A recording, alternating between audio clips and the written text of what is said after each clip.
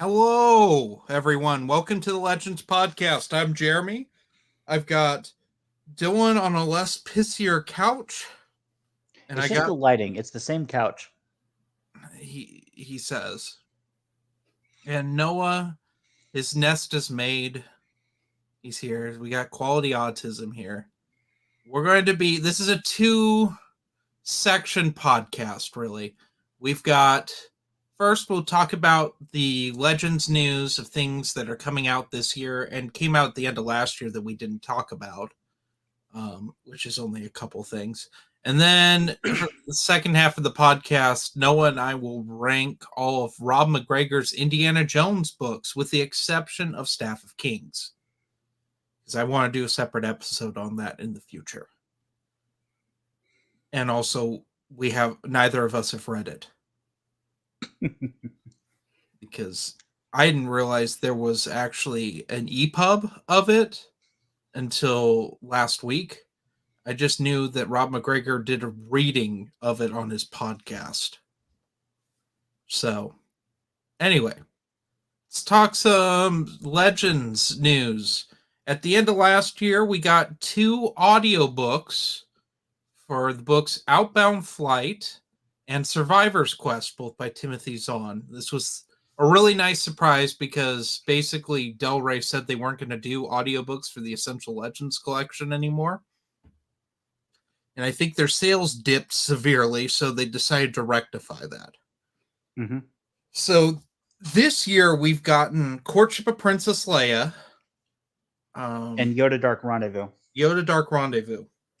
And they've also, in this most recent wave, so that was just filling the backlog of things that had already been released in the Essential Legends collection. Mm-hmm. In the most recent wave, they did Race Squadron, and it has also gotten an unabridged audiobook. And then in the next 2 waves, which haven't been officially announced yet, but have leaked, books 2 and 3 of the Race Squadron are in them. So presumably those will also have unabridged audiobooks. I'm pretty sure the pre-order for Iron Fist is up. Yeah, the pre-order for Iron Fist, I'm pretty sure, is up already. Or you can find it. I don't think it's been officially announced. That wave has been officially announced, but you can find it. Curiously, because also in the backlog of already released ones is the first 2, the first 3, and now this recent wave has the 4th that just released, has the 4th Republic Commando books, which don't have unabridged audiobooks, and they didn't give them unabridged audiobooks, which is strange given how popular those books are within certain circles of the fandom. So, Dylan, your theory is that Del Rey's still mad at Karen Traviss? See, I don't think that's the only thing I can think of, but that was over a decade and a half ago. Who at Del Rey still cares about that anymore?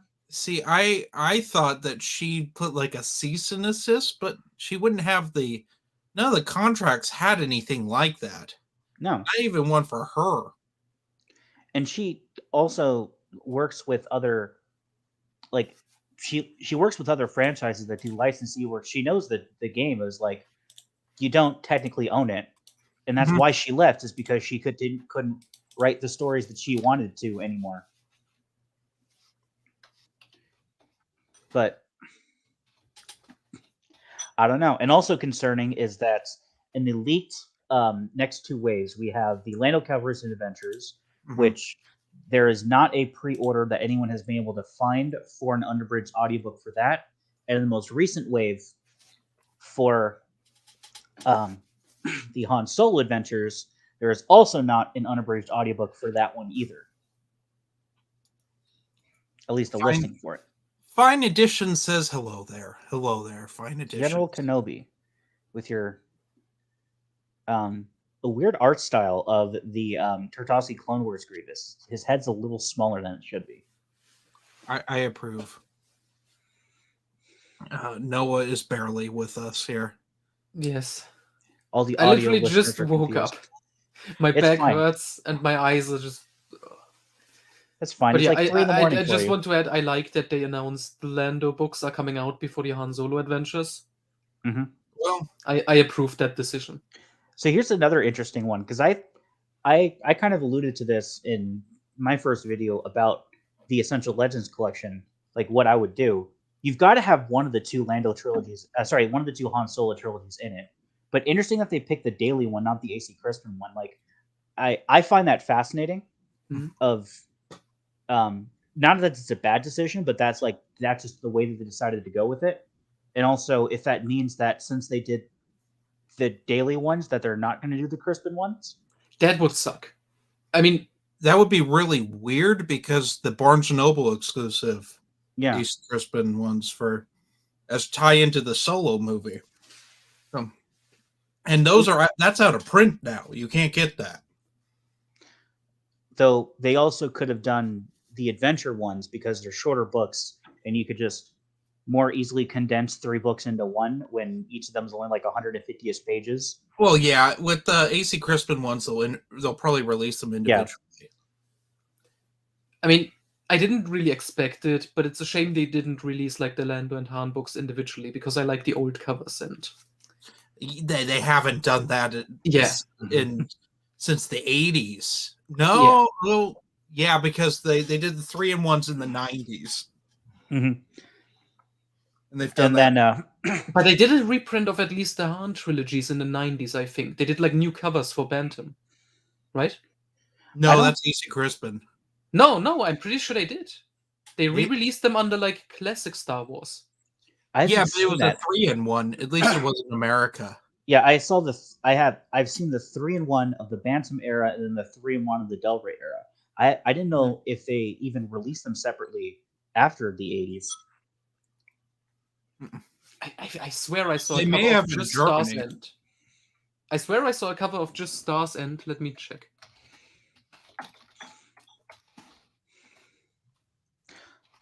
But also, the other leak, the leak from the new wave, as we've talked about, Han Solo Adventures and Solo Command, which we knew, the Force Unleashed, which is odd, but not the strangest inclusion to the Essential Legends collection they've had. So there you go. Huh. I don't know if those got released. That could have been a UK thing or something. I'm not sure. I've never seen those in used bookstores before. I have seen that cover. But yeah, I don't know. That's kind of wild. Yeah. The other thing I wanted to talk about were the omnibuses from Marvel that we're getting this year. Because Epic Collections were coming to an end with those. And actually we're seeing stuff being reprinted in Epic Collections. I'm so hyped for that. Rise of the Sith Volume 1 and New Republic Volume 1 are both getting reprinted. I wanted Infinities to be reprinted, but I don't think that sold well, so they probably won't. I know Knights of the Old Republic Volume 1 is going to be reprinted in a couple of months, which I'm excited about because I have the rest of the series and that one's missing. Yeah, because that one's... Infinities is my favorite of the Epic collections, not because I like Infinities, but I just love that they had the gall to put the Legends banner on with the Infinities banner at the same time. It's like double not canon. Well, the irony is the cover of that is the Star Wars. Yep. Which is just horrific. Allegedly, people like the Star Wars. How? I don't... Who are those people? They're the people that like the what if, like first draft screenplays. There's a sub unit of comic book fans that liked when Dark Horse would do that, and I get it. They did William Gibson's Alien 3 script. That wasn't a bad comic. They took Dan O'Bannon's original Alien script and made that into a comic too. And Jeremy Barlow was actually adapting the original Predator script. And then Marvel got the rights to it, and it got canceled. And I'm like, no, not the grasshopper shapeshifter from the novelization. Wasn't there a comic run pre A New Hope for Star Wars as like promotional? I remember I remember hearing about this once, that there was obviously the novelization that came out like the year before the movie, but that there was also like a short run comic series that was also meant to just promote the movie. The only comic series I'm aware of from that time is the first 5 issues of Star Wars are an adaptation of A New Hope. Mhm. And I know there were comic strips, but they were after. The only one that's before, it's an adaptation of Han Solo at Star's End. Interesting. A UK comic strip, and then was reprinted in the 90s.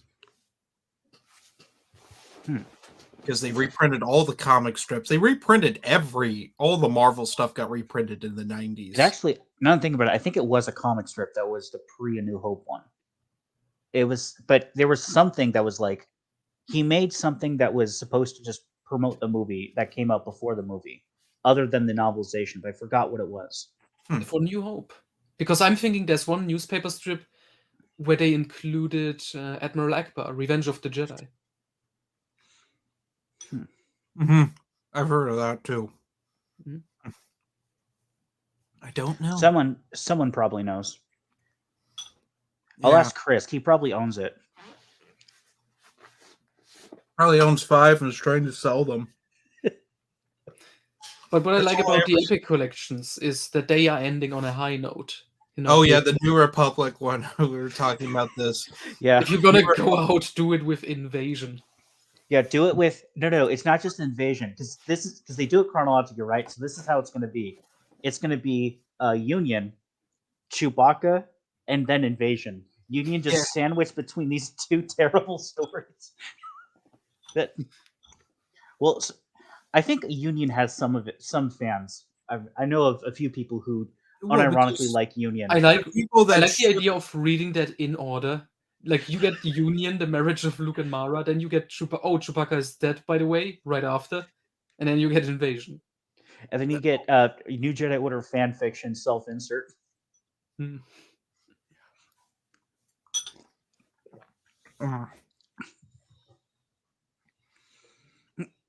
we got to talk about the omnibuses that are coming out. Mm-hmm. We're getting another Rebellion omnibus, which is primarily Empire comics.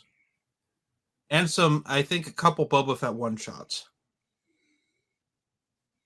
Also, I think it might actually end and when Empire comics turned into Rebellion comics, it might have all of that. Mm-hmm. And I know it has, oh gosh, was it River of Chaos? That weird Leia comic from the early 90s that no one's read.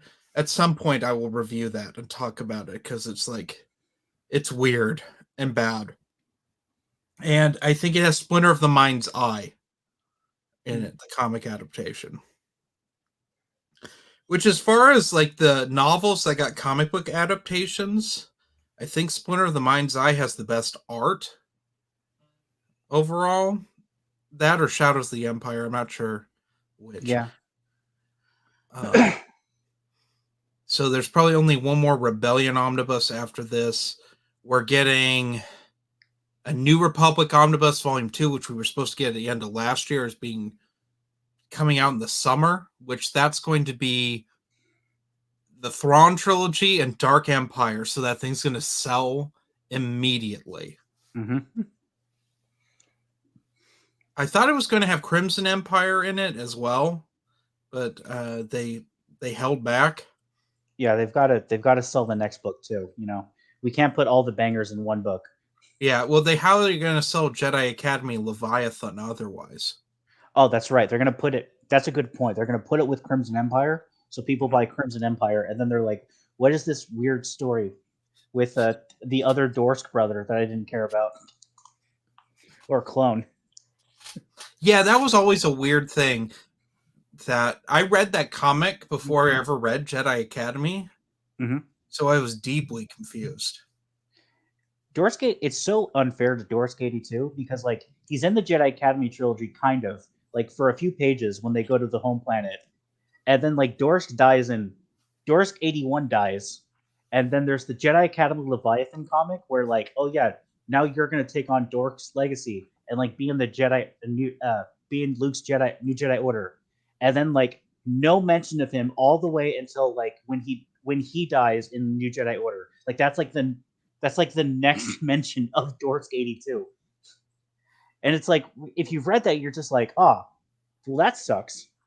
But then you think about it, it's like, what else was he in? No, it was just Jedi Academy trilogy, Jedi Academy Leviathan, and then I want to say it was Balance Point that he died, or maybe it was The Edge of Victory. It's somewhere around then.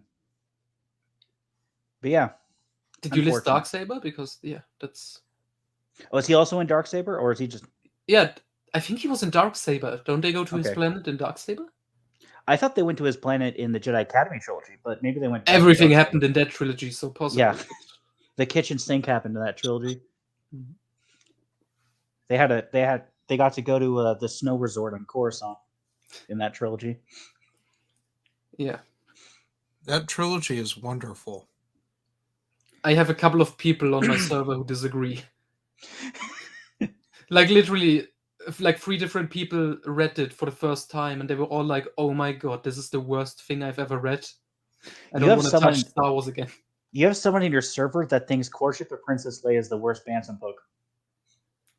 That's obviously a bad take. That's the worst take. That goes to... Oh, what is that? Planet of Twilight? That's another debate, is if Planet of Twilight is actually worse than Children of the Jedi, which is interesting because a lot of people are saying now that Children of the Jedi is the worst of the two. But I agree, because Planet of Twilight is shorter, and it's not quite as confusingly badly written. See, here's the thing. I grew up not knowing that Children of the Jedi and Darksaber existed. We only had Planet of Twilight.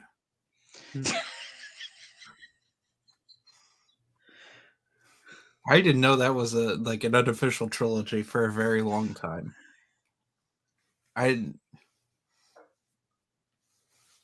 So that's probably why I have such a resentment towards. Who is this woman with Luke?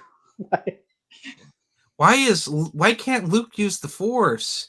Why is Leia fighting a Hutt Dark Jedi?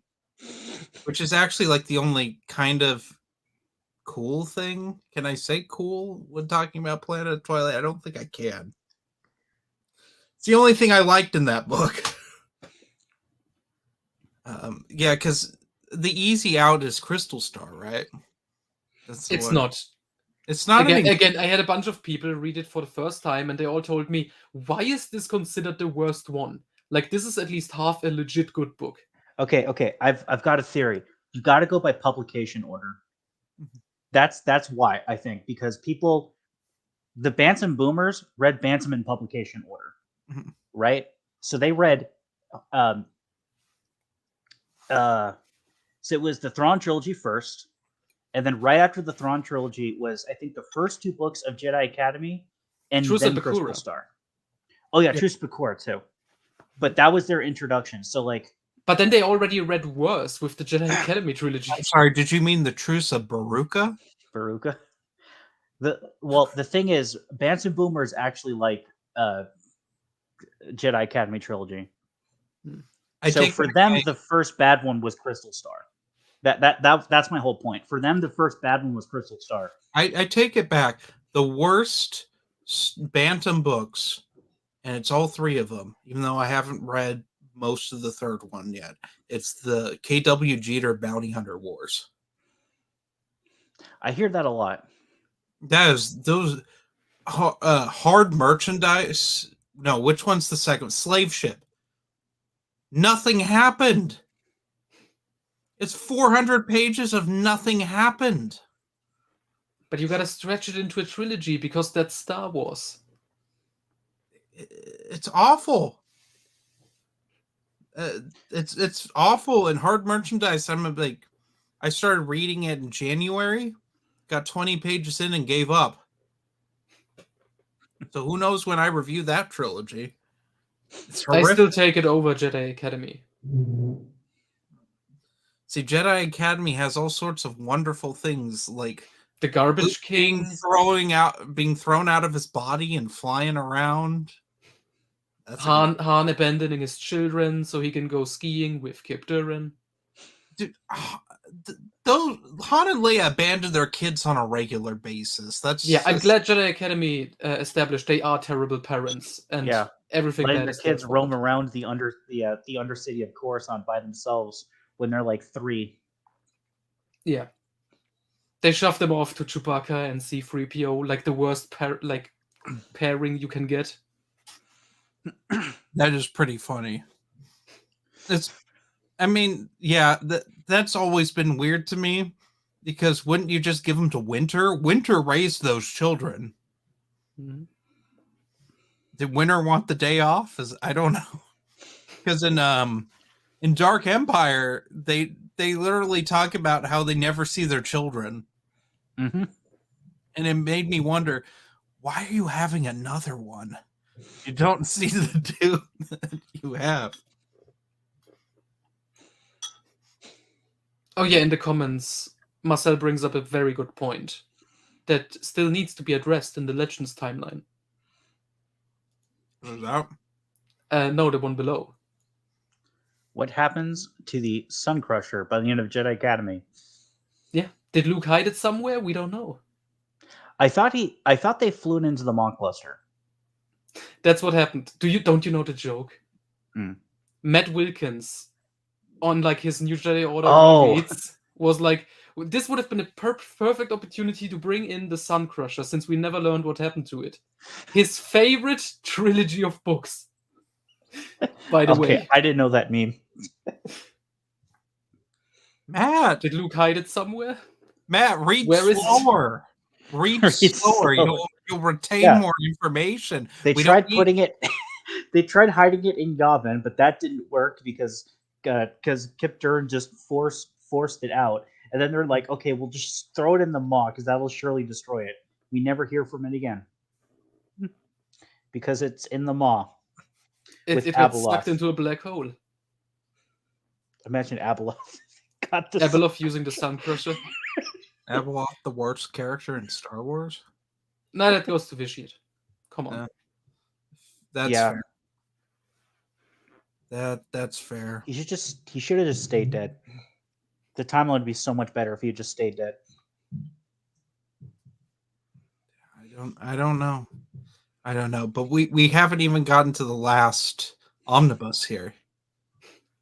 Tales of the Jedi is getting an omnibus, which starts with Dawn of the Jedi. Yes, once again.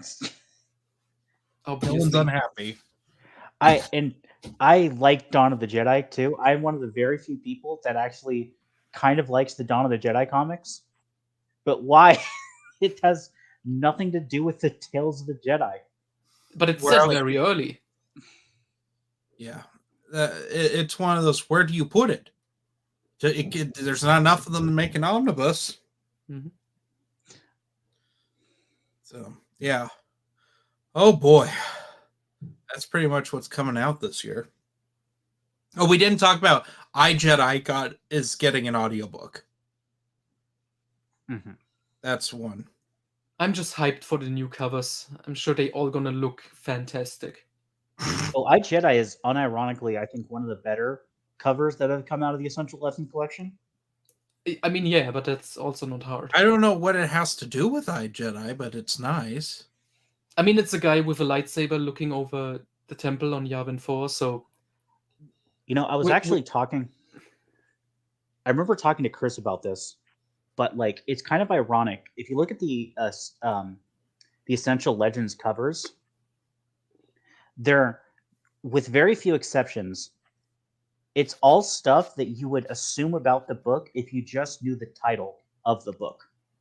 Like, there's no really, in the covers, there's no real references to, like, the actual what happens in the book. With the exception, ironically enough, of the Republic Commando series. Yeah. Where all of the covers are actual scenes of the books. Which is interesting because that's also the one that is most, like, that has the AI art allegations for it.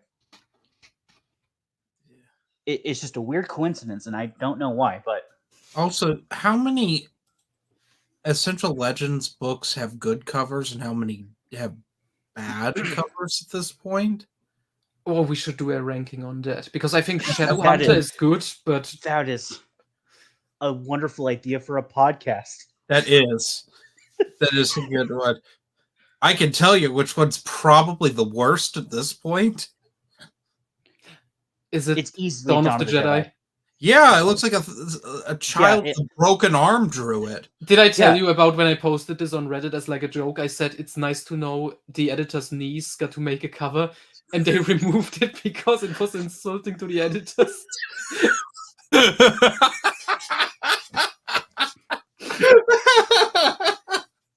If I'm half tempted. I wouldn't do this to a book, but if I had less morals, I'm half tempted to buy that book just to rip out the cover and then put it on my fridge with a magnet. We didn't talk about how they've done a limited UK run of a Yes! hardcover of Dawn of the Jedi Into the Void that's signed by Tim Levin. Yes. With I'm that sorry, but who is ghastly that cover. for? Well, Geeks Addict bought one. You have it. Oh, Yes. Oh my god. Look at it in all its glory. I'm not saying that the original cover was particularly good. It was kind of mediocre. Mm-hmm. I mean, it But- was cool enough looking. That is horrendous. It gets worse every time I see it. Mm-hmm. I especially liked the pyramid shape here, which, doesn't look good. Can we also talk about how like Wraith Squadron and has a cover that looks like the Alphabet Squadron books? That gave me a PTSD flashback to You're a litter right. box full of tampons. And also, the Ray Squadron book, like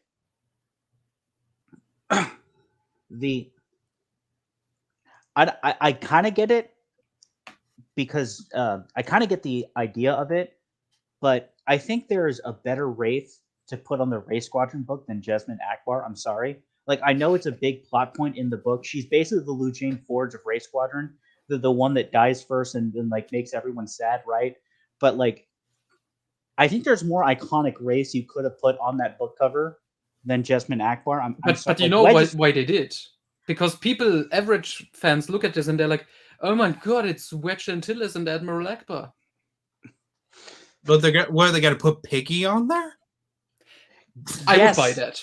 I would buy it, but that's because I like that character. Because obviously, right, Iron Fist is going to have Face and Fanning, right? Obviously, right? And then Solo Command, I don't know what they'll do with Solo. Oh, Iron Fist isn't out yet. If Iron Fist does not have Face and Fannin on the cover, I will be very upset. That will be the first one that legitimately upsets me. If that's not. Oh my god, you know what would make sense if you have to do like this style with like two people on the cover? Mercy Kill with Piggy and the Yuuzhan Vong. Ooh, that's a good one. That would be good. Now that would be eye-catching. Well, this leads me to a whole thing that I've been thinking about lately with the Essential Legends collection. So we're gonna get a new Jedi Order movie with Daisy Ridley in it, and we're not going to talk about that on here because I don't want to spend any of my life talking about that. But they're going to be putting some new Jedi Order in the Essential Legends collection. I don't know if that's the case. I mean, I don't know what the Essential Legends are, because at least here on Amazon Germany, all the old paperbacks are sold out, like out of stock. And so it's like, this is like the only way to get the books now. Mm-hmm. And since it's Essential Legends, to me that implied, it's not going to be all of them. It's just the ones we deem the most important, like Death Troopers or The Force Unleashed. Death Troopers is important. It's important to my channel. It got me a lot of views. Though, to be fair, I appreciate that they didn't put in the Jedi Academy trilogy into the Essential collection. Not yet. Still no Anderson. He's written like 20 books, and they've not one of them. Though 14 of those were kids' books. So I bet you. Ooh, I don't know. What if they put Jude Watson in there before they put Kevin J. Anderson? See, I don't know if they can because I don't. That's a Scholastic deal. They wouldn't. Yeah, I don't know who has the rights to the young adult books. Like who if they would get reprinted, like I don't know what company we need to pester that actually has the license to like reprint them. Because I don't think it's DK. I don't think it's whatever Lucas's internal book that they handed over after it swapped from DK, whatever that was. It's definitely not the Lucas books, which Lucas is books, all yeah. the YA stuff now. They don't have that. I can almost guarantee it. And I think people have reached out to Scholastic. I don't know. We'd have to do research on it. But because I think I've talked about this, but like with everything else, like when Del Rey bought the rights to the comics from Marvel, they retained the rights to reprint the old Marvel comics, and then when Marvel got it back from Del Rey, they retained the rights to do the old Dark Horse. Dark Horse, sorry. And when the old Dark Horse, right? When the rights transferred, the new rights holder could still print the old. That also happened with the novels when they went from Del Rey to Bantam and then Bantam back to Del Rey. That also happened with the role-playing game stuff because Wizards of the Coast and Fantasy of Flight were both able to reprint old West End game stuff. Mm-hmm. But for some reason, that deal, I don't know why, but I don't know why this happened, but for whatever reason, that doesn't seem to have happened. That rights transfer doesn't seem to have happened with the young adult books. So it's a weird case of anyone who's done a petition or anything. The key to figuring out how to reprint the young adult books is to figure out who actually has the rights to them, and that's the people we need to bother because it's not Del Rey, it's not DK, and it's not Lucas Books. Yeah. It's a shame because the Star Wars YA books are so well made for the most part. We can get into this briefly. I just finished Jedi Apprentice book 18. So I'm basically done with Primary Jedi Apprentice. What a great series. I think it might be better than Galaxy of Fear overall, just by a hair. It's definitely better than Young Jedi Knights. Mm-hmm. And it's a shame that this series can't be reprinted, because I think it still holds up today. Yeah. And it didn't baby the kids. It didn't pander to them like at all. I mean, some things it's written at a younger reading level, like just with its verbiage. Yeah. But like But that was it. That was the beauty of the old Star Wars YA stuff. Most of it, at least. It's not something shared with the new YA stuff. Oh, the one with the fart weddings and Padme's 14-year-old lesbian handmaidens? Yes, those. Yeah. I've seen you, since you're not active on the Discord, the people on there who read Junior Jedi Knights for the first time called it embarrassingly good because those 6 children's books are better than most of the Bantam novels. And it's like, wow, you really got your priorities straight. That was who was the other? I know Rebecca Masetta wrote 3 of them. I always forget who the other. Nancy Richardson. Yeah. Mm-hmm. Yeah, those are good. Mm-hmm. Even Secret Missions, which had no business being good, is probably the best TCW tie-in ever. Not if you believe Matt Wilkins, that white space. Oh, you mean the Stealth and Siege? Well, no, I'm sorry. Siege and Gambit. He's finally saying it correctly now. The meme is dead. No, the meme will always live on, just like when he couldn't figure out how to use Google Hangout. And it took... How long did it take, Dylan? 5 years. It was like an hour. Oh, I thought you meant like for him to actually be consistently good at it. No, the first time when we had him on the Legends podcast, we were like an hour late. Because he didn't know how the internet worked. But anyway, what? With No. Siege and Gambit, I liked it on his reread. The first review was like corrupted, like there wasn't any audio. He somehow screwed it up, and then he didn't upload a review for the second book at all. Well, I mean, what really is And there he's to like, say it's about fine. this? And he also forgot the final Boba Fett YA book again. Really? Yeah, he forgot that it existed again. And so there's just no What? review of it. What? Yes. Maybe Matt Wilkins, you should probably stop releasing a video every day. I mean, Meg takes like what, 2 weeks to make a video about a book she's reading? I mean, I'm good again. But I've been reading kids stuff, so it doesn't take me that long. I mean, Matt also reads like normal books in a day. But I think he said that with Darkness. He read Joiner King in a single day. Joiner King and Unseen Queen, both in one day. How? I don't know. He speed reads. He's a speed reader, but there are pluses and minuses to speed reading. Like insisting a book series is called Siege and Gambit. Or forgetting the climax to your self-declared favorite book trilogy. What happened to the Sun Crusher? That's what we needed Sword of the Jedi for. Maybe they would have answered it finally. Yeah, the Sonoma Sakkat's actually the Sun Crusher. The Dagger of Mortis is actually on Sonoma Sakkat. Oh, God. Oh, I mean that Hand of Thrawn 45 fanfic. Sonoma Sakkat was doing all sorts of weird crap. You guys Dylan, you didn't read it. No.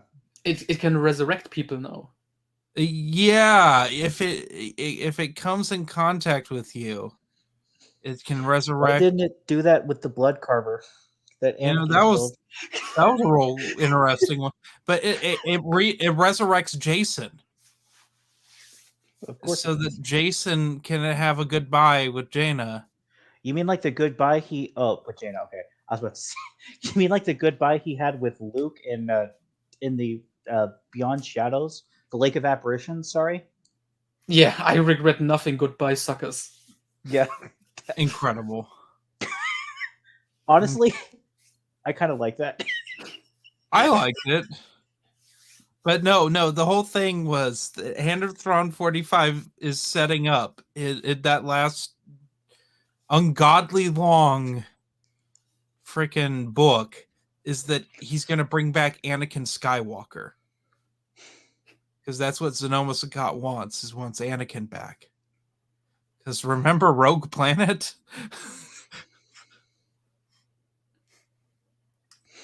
Yeah. Oh, man. Middle finger to the goodbye he had with Luke and Fate Jedi was just a middle finger to Luke. Yeah, basically. He goes there like 3 or 4 times, I want to say, to like talk to Luke, Mara, and Anakin, or talk to Mara, Jason, and Anakin again. Yeah, and he just walks by all the other people that had died in his life. Yeah, it makes a note of saying all of the Rogue Squadron pilots that fought and he died with in battle. All of like the other Jedi too. And it's like, no, my wife, my niece, my 2 nieces and nephews. I mean, that's fair. That's fair. There's family. The one that got me, and I get like no Obi-Wan. Yeah. But yeah, I guess we're holding to Heir of the Empire. No, Anakin Skywalker. Yeah, he would surely be at the Lake of Apparitions, wouldn't he? No Yoda. I mean, maybe they are chilling out because we've seen the afterlife in the Force in the Marvel comic run. Remember? It's in one issue in the one that's drawn by Jan Dosima. Huh. No. I don't remember that one. Yeah, it's pretty awesome. Yoda in the afterlife is gonna teach like 2 siblings who just died, and they wanted to become Jedi when they were alive, and now he's gonna teach them. That's adorable. Mhm. Yeah, we're getting into the weeds here. But I just wanted to bring this up because no one really. Meg's the only one that's ever really talked about this. Why is Mara not one with the Force? Oh, don't the books directly say she fell to the dark side kind of because she tried to kill Jason? That's why she's in the Force I purgatory thought and she's burning in hell. So, like, sacrifice makes it sound like she didn't want to become, like, evaporate, basically, so Luke would find her body, but that doesn't make sense because she could just show up as a Force ghost and tell him. Oh, it's because that was written by terrible writers like Karen Travis and Troy Denning. That's it. That's it. That if they just followed the normal rules that are established, that whole plot wouldn't work. You see, that's what the answer I was expecting. So I'm glad we got it. But anyway, do we want to talk some Indiana Jones? Yes, sure. Dylan, do you want to sit through our weird Indiana Jones talk? There may be things of interest in there. It's going to be interesting. I'll tell you what. Every one of those books is worth reading. And I don't say that ironically. I mean that in a good or unironically. bad way. In a good way. The only one that's a little, like, on the okay side is Peril at Delphi. And I mean, we both love the final one, Interior World, but that one is insane. But you got to build to that. Yeah. So, are you gonna? Oh yeah, you need to lay off the cigarettes, Noah. He just keeps coughing. Very funny. I just took a drink and it's fine. So I just grabbed the books, just so I have something here. I don't have them on me; they're in the other room. But we're making a tier list here of. Rob MacGregor was probably the most prolific Indiana Jones author. He's tied with the German author Wolfgang Holbein with true. 8 books. Yeah, because Dylan, there are German exclusive Indiana Jones books that are canon that have never officially been translated. I mean, Indiana Jones takes place in the 30s and 40s, so why wouldn't there be? Mm-hmm. Also the French exclusive, but they only got 3 comics and YA books. Yeah, and it's young indie stuff. Mm-hmm.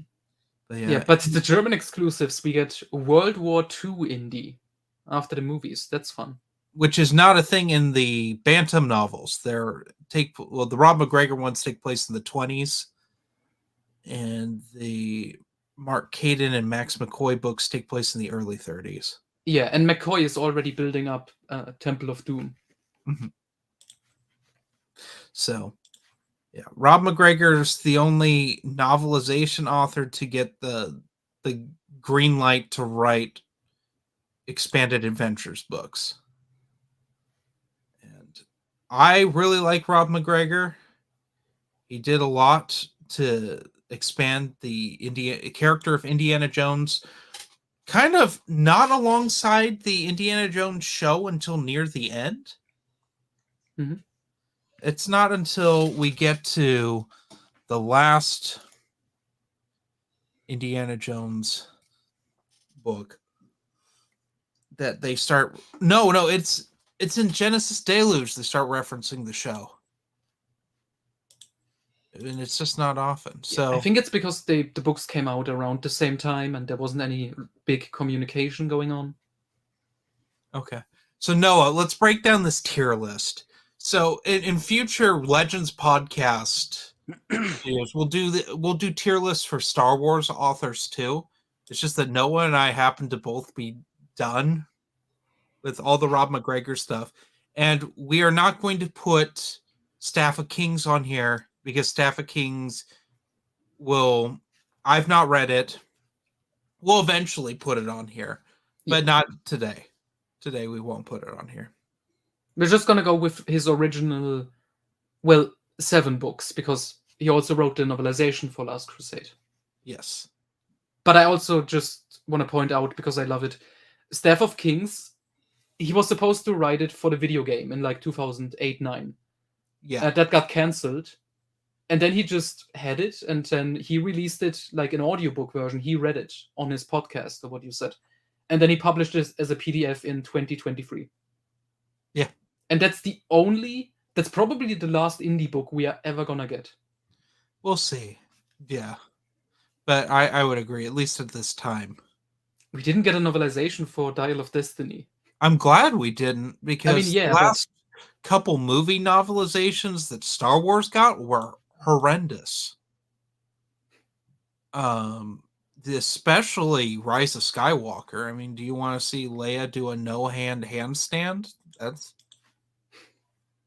like the only difference. But should we start with Last Crusade? Yeah, sure. Last Crusade is probably the best Indiana Jones novelization. All 4 novelizations, I think, are very good. Mm-hmm. But this is probably the best. I would put it... I kind of want to put it in Henry Jones Sr. Same. I think this is probably the strongest. I have a soft spot for Temple of Doom because I like James Caan and, his style and what he does, expanding on the characters and the backstories. But Last Crusade, it has the advantage of like having Henry Sr. in it. Like, yeah, that's basically enough. And it has some jokes that Steven Spielberg cut out of the film that I think are pretty funny, like when Indy lost his pants in the fight on the tank. And he's just wearing a dead man's pants. The last bit. Let's see. So, do we want to move to Peril of Delphi then? Sure, we can. Or do you want to do the other 3 novelizations, since we both read them? I mean, yeah, sure, if you can rank them. Raiders. Well, we'll do Raiders. Yeah. I'm pretty lukewarm on Raiders. I just reread it, and I think it's pretty solid. It's solid as a book. It gives me... There's some ick things in it that have not aged well, with Marion being underage, which was a George Lucas decision. And I'm trying not to factor that in, but there's some weird things when Indy's like looking at Marion's like, she's a woman now. Yeah, that scene. That bothers me. The hat, he canonically uses the hat and the whip by the end. And the whip. Which makes sense if you look at this as just this standalone adventure story, where he gets like stripped down by the end. He loses all of his gear, which is kind of cool, but obviously doesn't work in the wider canon. Do we want to put it in mud, or do we want to bump it to short round? I kind of want to put it in mud. It's like middle of it. It's good. I would recommend it for sure, but there is better. Yeah, we'll throw that in mud. Temple of Doom by James Caan. No, I really enjoyed this one. For being an Indiana Jones book, there is very little of Indy's perspective on anything in it. With that being said, Short Round's perspective is wonderful. Yeah. It has some really freaky deleted scenes in it. The whole Indy, after he drinks the blood of Kali, is real fascinating to read. I remember when Willie touches his back and it's bloody and he's like out of it. That's a freaky scene. I put it in Short Round. Yeah. Now we move on to Peril at Delphi. The most divisive book. Yeah. So the big thing with Peril at Delphi, and I said this in my review, you need to read this as a young Indiana Jones book more so than an Indiana Jones book, because he's still learning things. He's not even an archaeology major in Peril at Delphi. And he's seduced by his teacher, and she's very villainous, and it's really weird. The whole Omphalos, and he has the visions in it. I'd put. Do we want to put it down at Mutt though? I don't know. Or should we bump it to short round? I would bump it to short round. Okay, let's go there. So the next is Dance of Giants, which is way over there. Mhm. Dance of Giants, I think, is significantly better Yeah. than Peril at Delphi, but at the same time, I wouldn't put it in a Henry Jones Sr. Hmm. I think it's great. We get Deidre Campbell in it, who's a good indie love interest. At least We in get this the book, interesting plot with the her, Stonehenge. yeah, Stonehenge and the villain. Yeah, and the druids and stuff, and then it The first retcon. appearance of Merlin, a recurring guest character. Yeah. I still kind of want to put it in short round though. Mhm. I agree. I would put it before Peril at Delphi. Yeah. So next would be Seven Veils. Seven Veils. This is when Indy gets married the first time. I did not like Seven Veils. Yeah. It's too out there. I know that this is Rob MacGregor's favorite. Is it? Ooh. Yeah, this is the one he really enjoyed because I think he got Indy gets married in it, which is something he wanted to do. The Lost City of Z seems to be a thing that he really likes, but I'd put it in Mutt. Same. It's too weird. I mean, I had problems with it from a structure standpoint because the villains just really suck in this, and they get like taken out almost like off page. And when they're It's in the weird. seven, it took the interior world to explain kind of what happened in the Seven Veils. It took a different book to because I was deeply confused for like the last third of this book. It's got some fun stuff in it, but like, yeah, it's a Mutt. Next is Genesis Deluge, which I personally would put in Henry Jones Sr. tier. Absolutely. This is one of the best. It's the first one of these Rob MacGregor books, aside from the novelization, of course, that it's like it's indie. It's Harrison Ford, Indiana Jones, and I think partly it has to do with he's going after Noah's Ark. We get Jack Shannon's in this, which Jack Shannon is a recurring character, and this is when Jack Shannon gets religious, which is an interesting foil for Indy. Also, the fight with, oh gosh, which American gangster was it that they? Oh, Al Capone. It's Al Capone punches. Al Capone punches Indy in the face in this book. And also it deals with the Bolshevik uprising. And I just like the history of that. So yeah, definitely Henry Jones Sr. tier. Next would be Unicorn's Legacy. This is difficult. This one's weird. Well, the love interest Mara, her family's relationship with the Alicorn horn, also Unicorn's horn, is interesting. I like the Native American like medicine man. Oh yeah. And it's in this book when Indy is like on drugs or something, and he has like an out of body experience, and he wakes up naked on a car. Yeah, he gets the peyote. Some peyote. The villain's kind of interesting, although the ending is very rushed and weird. Yeah, the ending feels tacked on in a way, because it feels like the main adventure is over, but then you have like 60 pages left. You know what it feels like? It feels like Diamonds Are Forever, the Fleming book, when Bond gets in, I can't remember if it's a plane or a helicopter and just guns down the diamond smugglers in Africa. It's just weird. But yeah, I don't want to put it in mud. I think it has enough good stuff that I would put it in short round. Yeah. Then finally we get to Indiana Jones in the Interior World, which is incredible. That goes straight at the top. It does, and it is one of the weirdest licensed books I think I have ever read, but it is probably the most engaging of any of these books.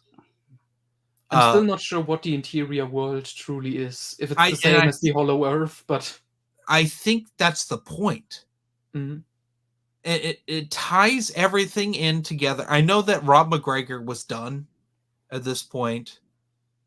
They were going to replace him with Martin Caidin, which I have not read his books, but I have not heard good things about them. I know that Sky Pirates is an Ocean's 11 ripoff. Well, it's kind of like the plot of Watchmen. We can talk about it because I'm going to rank the rest of those alone, if you allow. Sure. But with Interior World, it really feels like an ending because all of MacGregor's books are set in like the 1920s. So Interior World is 1929, and in this one he's already setting up Hitler and the Nazis. Yes. As like a threat in the future, which, yeah, that's pretty good. Yeah. Well, why don't we rank? Well, why don't you do the Martin Caidin ones? Okay, the next one would be Indiana Jones and the Sky Pirates, which, as you can see, it looks like the Crystal Star cover. And I have certain things that I can talk about with this. This was written as a novelization to a supplement for the Indiana Jones West End Games RPG. And that's probably why it's so funky. It is very bad. Okay, so the story, it's basically Watchmen, like Alan Moore's Watchmen. Because the villain's plot, it's kind of interesting. If this was set 20 years later, and it was starring James Bond, it would still be boring, but it would make more sense. Indy is just working for the government. He's not doing any archaeology stuff or any artifacts or MacGuffins, nothing. The plot is some rich billionaires have realized, oh, there's going to be a World War II. And to prevent World War II from happening, they build a giant spaceship, UFO type of thing. And they are attacking different cities, and they wanted to make it look like there's an alien invasion to unite the world with a common, goal and a common enemy. What? Yeah, that's the plot. That'd be an interesting plot and something that wasn't called Indiana Jones. Yes. And I think the only archaeology stuff is like, it doesn't even make sense. I don't remember how it ties in, but it's like Indy created some fake artifact that the villains stole. This goes into Dial of Destiny, and it's boring because it's just Indy has to like learn how to fly, and like he spends a lot of time in airplanes, and he brings together his own like Suicide Squad, and they are all relatively boring characters. There's a female character in here; she appears again in the next book by Caden, but yeah, I don't think this worked at all. And the climax, that screwed me up because I was reading this. And I was like on the last 3 pages. No, not even 3 pages. On the very last page, there was still the fight scene going on an airplane. And I'm like, is my book missing pages? And then it was just over. It was jarring. This is the worst ending. Like, we talk about indie endings being rushed. Oh, this yeah. This is the most rushed thing I've ever seen. Sounds like the ending of the Force Awakens novelization. So next is the White Witch, which I know absolutely nothing about. The White Witch, Indy is teaming up with, I think like it's kind of Native American woman who has like a magical sword, and she wants revenge against some bad guy. And the bad guy is looking for like ancient gold from like like civil war or something. Yeah, and Indy is just like, don't kill him, that's bad. Don't get vengeance, that's bad. And it's kind of more interesting than Sky Pirates. It has some archaeology. It also doesn't really have supernatural with like the main MacGuffin of like the treasure hunt, except this native woman has like a magical sword.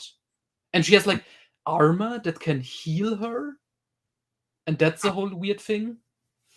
And then the love interest from the, not really, she's like a female friend, but they are kind of flirty, which doesn't go anywhere. She's back.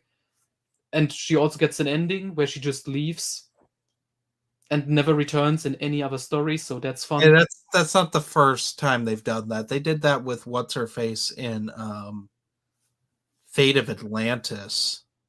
I mean, at least she returns in Infernal Machine and Thunder in the Orient. Thunder in the Orient, though, is a prequel. Yeah, but at least they did something with her character. It's a prequel that makes no sense, but it's a prequel. But yeah, White Witch, it's better, I will say that, but it's still not great. It's not on the top of my list that I would recommend to people. So what's next? What's the first Max McCoy? Is that Philosopher's Stone? Philosopher's Stone, the first time Indy goes after the Philosopher's Stone, which is a thing that's happened 3 times. He goes after it in Iron Phoenix, which was the actual supposed to be sequel to Fate of Atlantis. That never and in was. the Marvel comics, he also does it. Yes, he does in the Marvel comics. I couldn't remember if it was the Marvel comics or the French comics. He might have gone after the French comics too. Oh Jesus! I mean, you can retcon it because one of the stories already establishes, there's more than one stone that can turn stuff into gold. I'm sure James Luceno, he could have fixed this. Yeah, instead he wrote the Matahara Affair, the only young Indiana Jones adult novelization. But Philosopher's Stone, this one had the most Indiana Jones feeling and pacing. Well, it brings and it also brings Sala in, yeah. I put this at the top. Next is dinosaur eggs, right? Yeah, this is allegedly the first meeting between Indy and Belloc, except it's not. It's not. This has to be retconned a bit, but yeah. It's fun. It also has, what's his face, who gets shot in Temple of Doom. Oh, I can't remember his name. And the gangster. That's all their first appearances in here, which is fun. And this got established in Philosopher's Stone, but the plot that runs through all 4 Max McCoy books is the Crystal Skull. Yes. And it's a weird plot element because Indy is like he can't sleep with women anymore because he has been cursed by touching the Crystal Skull. And it's like everything you love will die. So if you love any woman, she will die. And that's why Indy has to get the Crystal Skull back so he can get laid. Essentially. Which is fun. Yeah, I would also put this at the top. Plus it has a Triceratops in it. Yeah, actual dinosaurs. Yeah, which there were dinosaurs in Interior World. We didn't bring that up. There's a dinosaur, there's a dragon, there's a giant. Indy rides on the back of a unicorn at one point. Incredible. Best book ever written. Next is Hollow Earth. Hollow Earth. Hollow Earth is good, but I would say it's the weakest of the Max McCoy books. I really like the ending because it's Indy fighting skeletons, skeleton guardians, and the bad guy gets sucked into a wall. That's fun. That's like a Twin Peaks ending. I'm torn between Short Round and Mutt. But I'm gonna say Short Round. I still think this is solid. So next is The Secret of the Sphinx, the big conclusion. Yes, and that one sets up in the end the Temple of Doom. But oh no, I think it mentions like the peacock's eye. That's like the diamond thing, right? Yes, which it ties into the Young Indiana Jones show, which you're starting to watch. Oh yeah. So you'll learn what the peacock's eye is. It's one of the It was an episode they never finished, and so they actually made it into a made-for-TV movie. And it's quite good. That's good to know. So, Secret of the Sphinx, again, it's fast-paced. I like that the bad guys are the Japanese. That it's gruesome, like it's really brutal. It has some horrific stuff in it, which I enjoy. It has fun stuff. Indy teaming up with a woman and her daughter who are like magicians, and it's fun. And Salah is back in here.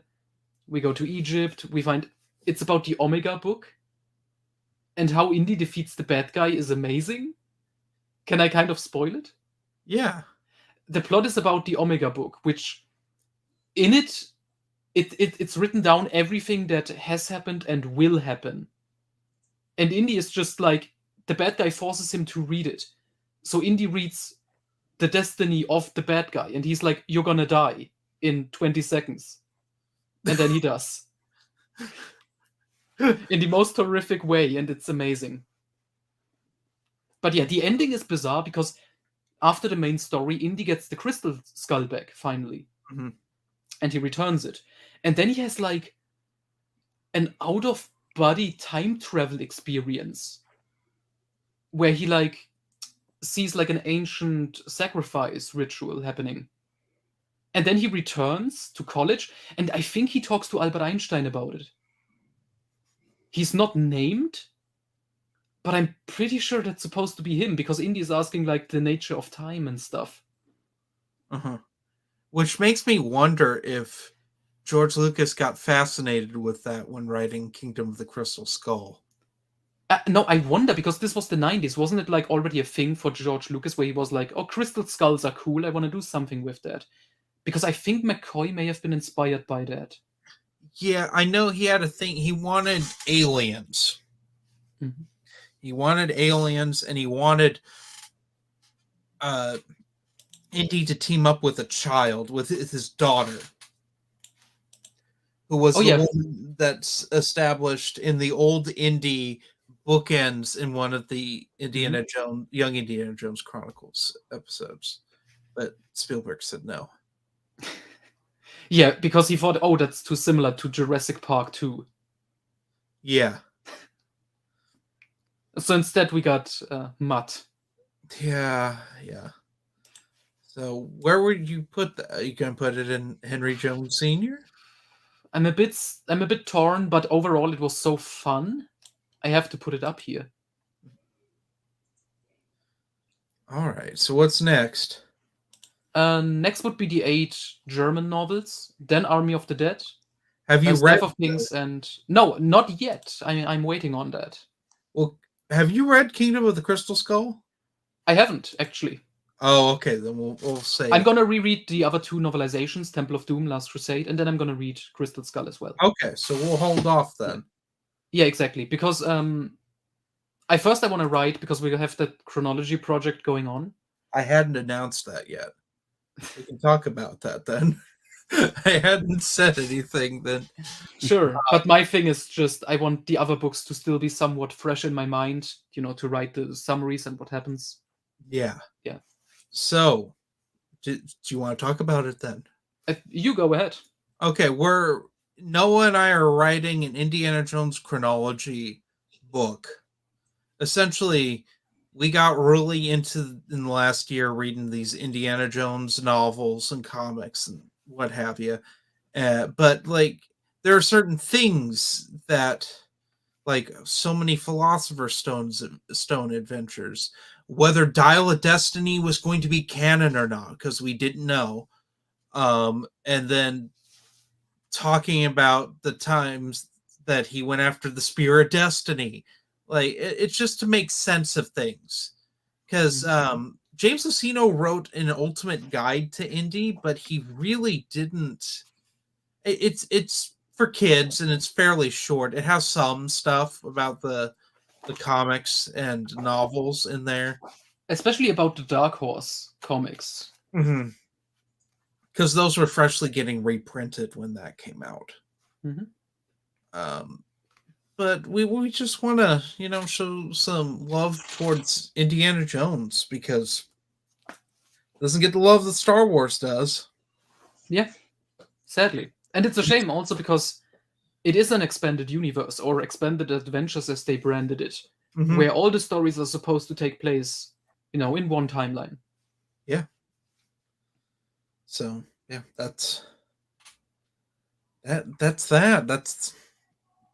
And we will continue doing this later, and we may change some things once I get into these other indie books. We may come back to this, so I would save this, Noah, All right. so we can talk about it later. So let's get into what we're reading. Then Noah's not reading anything Lucas related right now. Still on the burnout. Yeah, he's been burnt out since the fall, basically. Yeah, since I finished my chronology project for Star Wars, it's just I've done it. I've written down the entire history, like in-universe history. I'm done. Mm-hmm. And now I'm just got into indie. Yeah. Dylan, what are you reading? I'm trying to get through Republic. It's hard because we talked about this before the show, but early Republic is very Ki-Adi-Mundi heavy, and I really don't like the character of Ki-Adi-Mundi. Yeah, it's either Ki-Adi-Mundi or it's Quinlan Voss. Mm-hmm.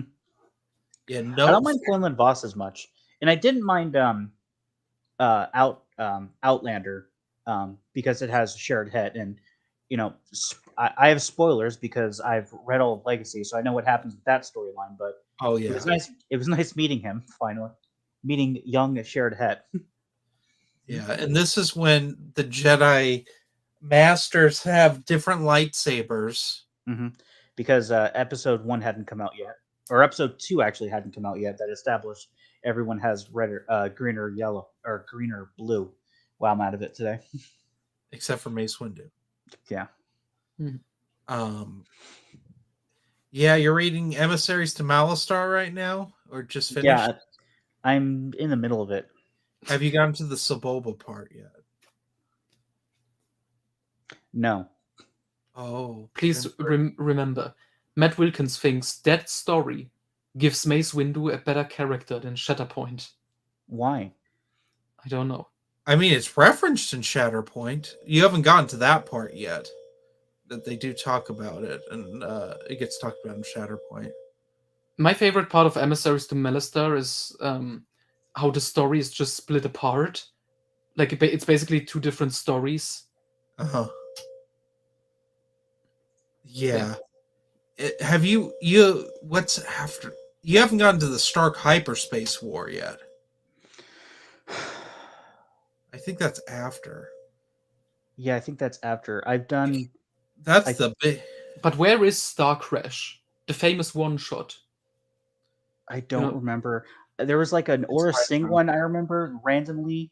Oh yeah, Aura Singh's a character throughout this. There's going to be the hunt for Aura Singh. And then Council Acts of War has already happened as well. That was interesting. Yeah, that's a pre-Phantom Menace. That has Qui-Gon in it. Yeah. Yeah, Acts of War, that was a mini-series. I actually enjoyed that one. But it's basically a Republic spin-off. Well, yeah. Yeah, I don't know if Republic was out yet. I think it came out before Republic was a comic. Yeah, but I just mean, like, generally, it very much feels like it should be. Just yeah, because it came out. Acts of War came out much later, didn't it? Because like a lot of Prelude to Rebellion and Outlander both came out before Phantom Menace, but I'm pretty sure Council Acts of War was well after Phantom Menace was when it came out. It may have been a year. I want to say, it was probably 2000. Well, because the Phantom Menace tie-in stuff came out later. It's not like how it is today. Because like I'm reading Cloak of Deception right now. Mm-hmm. That was like 2 years after Phantom Menace that came out. Mm-hmm. One of the 2 Phantom Menace tie-in books, which Shadowhunter came out around the same time. And they were like a year or 2 after. It was weird. Yeah, I love the Republic comics. You're gonna love it more when you get into the Clone Wars. Yeah, that's what I I've got the light at the end of the tunnel. It's like I know Clone Wars stuff is good because I've read some of the some of like the highlights of Republic already. Maybe to my detriment, and the rest of it's going to be bad. But No, because I read all the Clone Wars stuff first and then went back, and it's fine. yeah. I look You're- forward just- to my own reread of the comic series because I want to say the first half is underrated. Yeah, I would agree. With the except the Quinlan Voss stuff, I think gets the praise that it deserves. Yeah. But I'm thinking of stuff like the other John Ostrander stuff that's in there, like the one with what's it called on Coruscant with Obi-Wan and Anakin, and it has Honor the and character Duty. Honor and Duty, yeah, because it has the Honor and character Simon Greyshade from the Marvel run. Yes, and it has an epilogue that takes place. It's one of the last Republic comics. Yeah, that's which- the whole series really interconnected, which is except for Star Crash. Yeah, well, Star Crash was a filler issue, if there ever was a filler issue. That should have been a tale story. Yeah. It feels like a tale story. Mhm. Yeah. I finished Jedi Apprentice. The Threat Within might be the best Jedi Apprentice book. Ooh. It feels like the end. Because I'm thinking, because now I've reread this, I've read Jedi Quest, which, that ends satisfying, but it's just sad. And then Last of the Jedi is just kind of, ugh. Shouldn't have been 10 books. That was my feeling with. Yeah, have you guys read The Last of the Jedi with Yeah. Jake Watson's? No, I have not. Okay, it shouldn't have been 10 books. It should have been 2. Should have been the 2 Obi-Wan stories. The Ferris Olin thing, I just never liked that. I don't know. Noah, what's your opinion on The Last of the Jedi? I think it's fine. It's not the best of her series, definitely, but it's enjoyable. You like that he knows who Darth Vader is at the end? Everybody knows. I hate that. Yeah. Doesn't Jax Pavin know who Darth Vader is? Yeah. I think by the third book he learns it, or it's at least implied. I'm pretty sure he knows by The Last Jedi, but we should all ignore The Last Jedi. Which is worse, The Last Jedi or Last of the Jedi? The Last Jedi, because Last of the Jedi with Ferris and stuff, it has interesting stuff and like world building for the Dark Times with like Inquisitors and the ending of Genas and Arbo and stuff, and some of the surviving Jedi. She did finally end the Genas and Arbor thing, which I'll tell you what, that's one of the weak points of Jedi Apprentice is how that trilogy ends. Oh, they all go to jail at the end. It's like 2 sentences. And then she breaks out during the Clone Wars. I thought she broke out in Jedi Quest. Oh, Jedi Quest is before, yeah. Yeah, it's Jedi Quest. Yeah, Jedi Quest, and then she breaks out again. She's arrested again, right? Or did she just escape? I can't remember. I know just she teams up with Granta Omega because he's the big baddie in Jedi Quest. And when she's there, you're like, oh, Obi-Wan just murder her. She caused almost a galactic plague. She tortured your master for an entire book. Like, which that would never be put in a child's book today. Nope. The evil experiment with Qui-Gon and his weird bondage thing, which is not in the book. If there is one complaint to be had with Jedi Apprentice, it is the misleading covers. The only one that I can think of that is correct is the book 18, The Threat Within. That's a picture of them sparring, which I was really worried. I'm like, oh, is this going to be shoehorning in lightsabers because there haven't been any in this book? And it is a little bit, but like it's a great scene of like Qui-Gon's realizing that Obi-Wan's becoming his equal. Which is really weird because I'm now reading Cloak of Deception, and they do not read the same. Anakin, not Qui-Gon and Obi-Wan do not read the same as they did in Jedi Apprentice. Hmm. Like Qui-Gon's like more stern. I don't know if he's just getting surly with age, but it's weird. Have you guys read Cloak of Deception?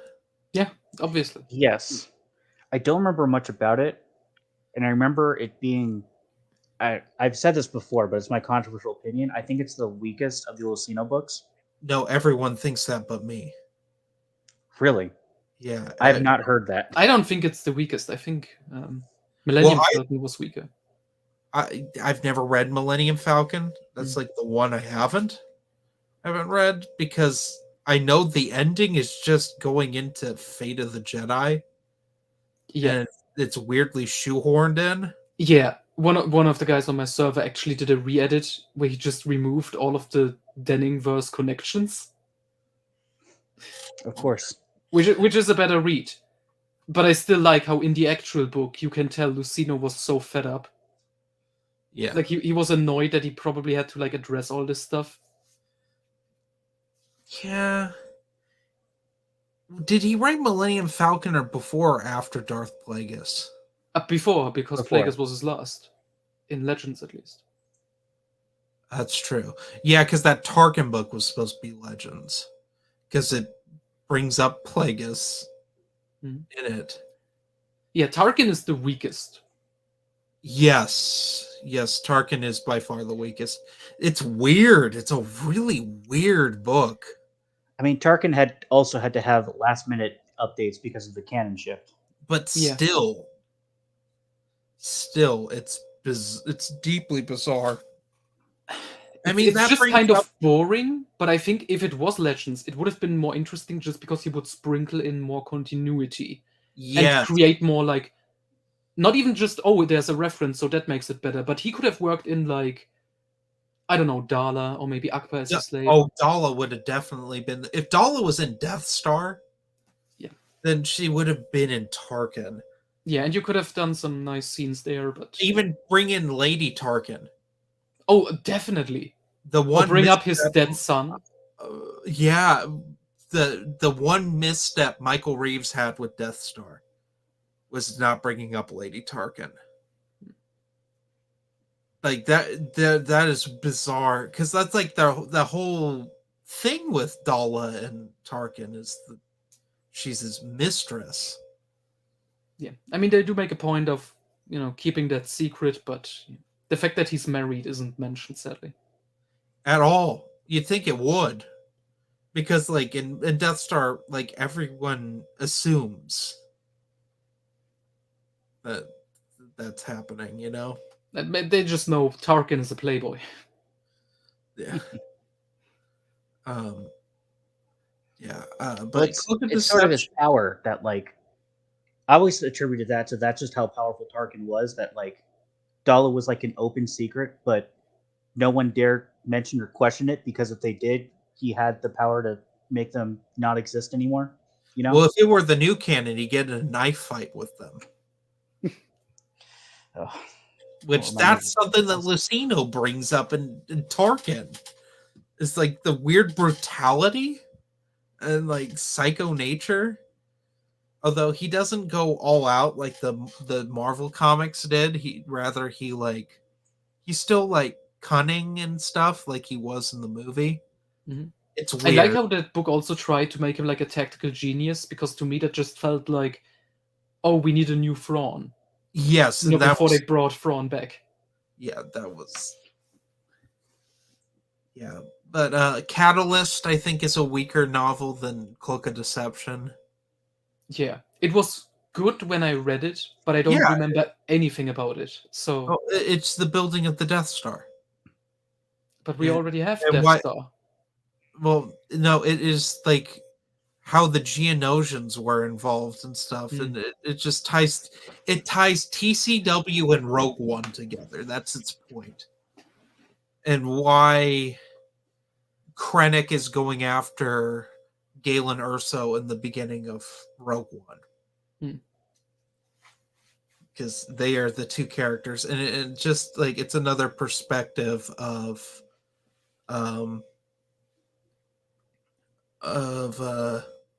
I can't remember. Oh, the Clone Wars. It's Galen Erso and Orson Krennic's perspective, because Galen Erso's a prisoner of the Separatists in the beginning, and then Order 66 happens. And can we address this comment quick, because I have a question? Which one? The last one. Okay. Okay. What do you think of Darla? Because I mean, I don't know if you know what happens to her later in the timeline. I know what happens. Yeah. And I know what happens in Hand of Thrawn 45's Sword of the Jedi trilogy, when a bunch of geriatric Mandalorians managed to steal the Chimera for Dala, because it had to be the Chimera, because fan service.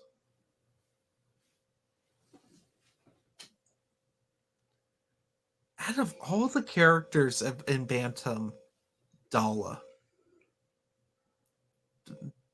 It's weird. Yeah. How is the Chimera still around? It is part of a space museum in Hand of Thrawn 45's books. Wasn't it destroyed during the Battle of Bastion in the Force Heretic trilogy? I think it just got damaged. I think at least that's the retcon, because I remember that in Legacy of the Force they said, "Oh, the Chimera, how can that be? That ship was destroyed." And it's like, no, it was just damaged, and Pelion had it hidden somewhere, like as backup. Even though in New Jedi Order he's like, he doesn't have any emotional attachment to the ship itself. Yeah, it's just. But now he does, apparently.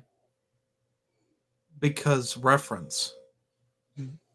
Because remember this. Of course the Chimera needs to be there. It's Pelion's ship. It's the Star Destroyer. What is Vader's Star Destroyer called? The one from Empire and Jedi? What is that? Starts one? with an I remember. It's something simple. Yeah. I can't remember what it's called. The Empire name. Funnily enough, the Empire ship names are very British in that they're like just like impressive sounding words. It's not the Vengeance. No. It's not.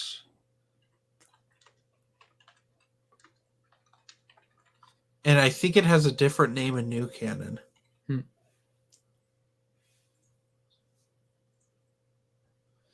Because that one's destroyed. That one's destroyed in Return of the Jedi.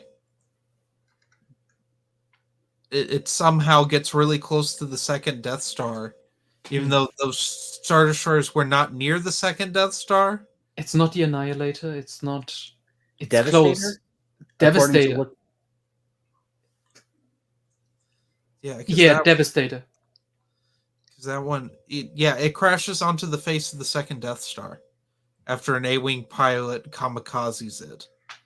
That was the Executor. That was the Super Star Destroyer. The Super Star Destroyer. That's what I meant. Oh, I thought you were talking about the normal Star Destroyer he had. Oh, the one from A New Hope. Yeah, that's what I thought you were talking about. Because obviously, his flagship was the Executor once it was finished. Which in and of itself is a super weapon that no one ever talks about. Well, they had like a dozen Executors. The Empire did. They just hid them. They hid all but the Executor for some reason. Isn't there one that's in not the 4th Rogue Squadron book that's just under Coruscant. Yeah, the for Lusankya. Spoilers for Rogue Squadron. That might be the dumbest plot point Michael Stackpole ever wrote. Because that I Yeah. like how it's implied in the book that Palpatine either created a force illusion so no one would notice that he buried a giant starship in the middle of the city, or he just murdered all witnesses.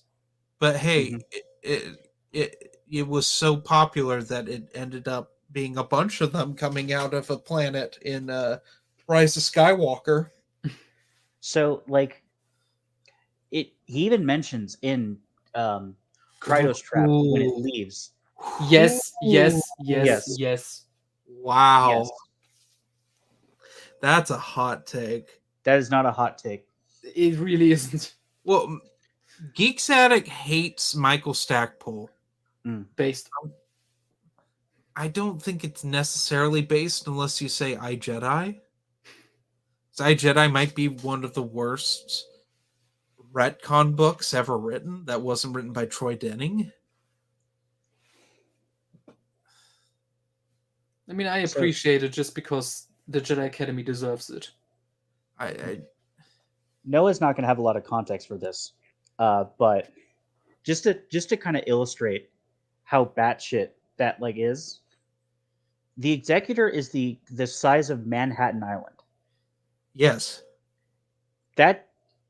So it buried under the city, which again he either had a force illusion that Manhattan Island is like the entirety of like or 90% of New York City is like on the island of Manhattan, right? So this superstar destroyer is the size of New York City. He had to displace to build it the population of New York City apparently, and more than that because Coruscant has like hundreds of layers of city that people are living on top of each other. So probably like 10 or 15 times the population of New York City got either displaced or were murdered just so the Executor, the Lusankya, could be built into the city and then rebuilt over that and then rehoused over that.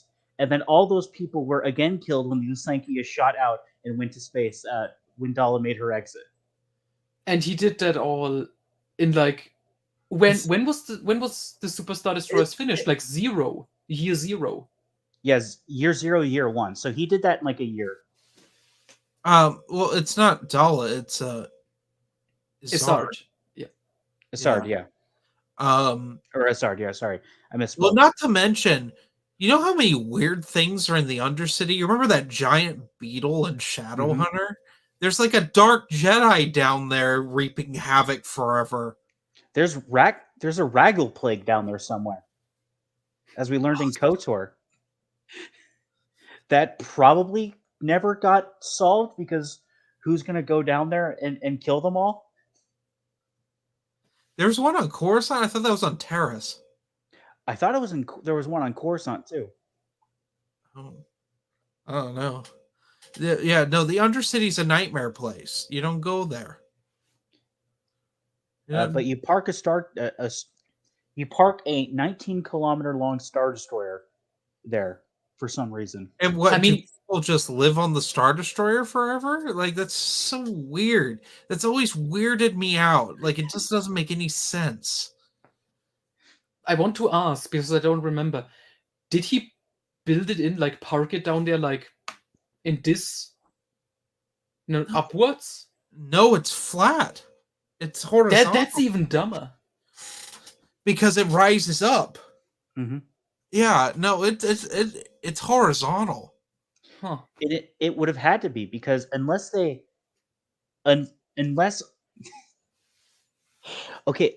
all of the shipbuilding capacity of Kuat drive yards got moved to Coruscant so that they could actually build it in place in the Undercity for some reason.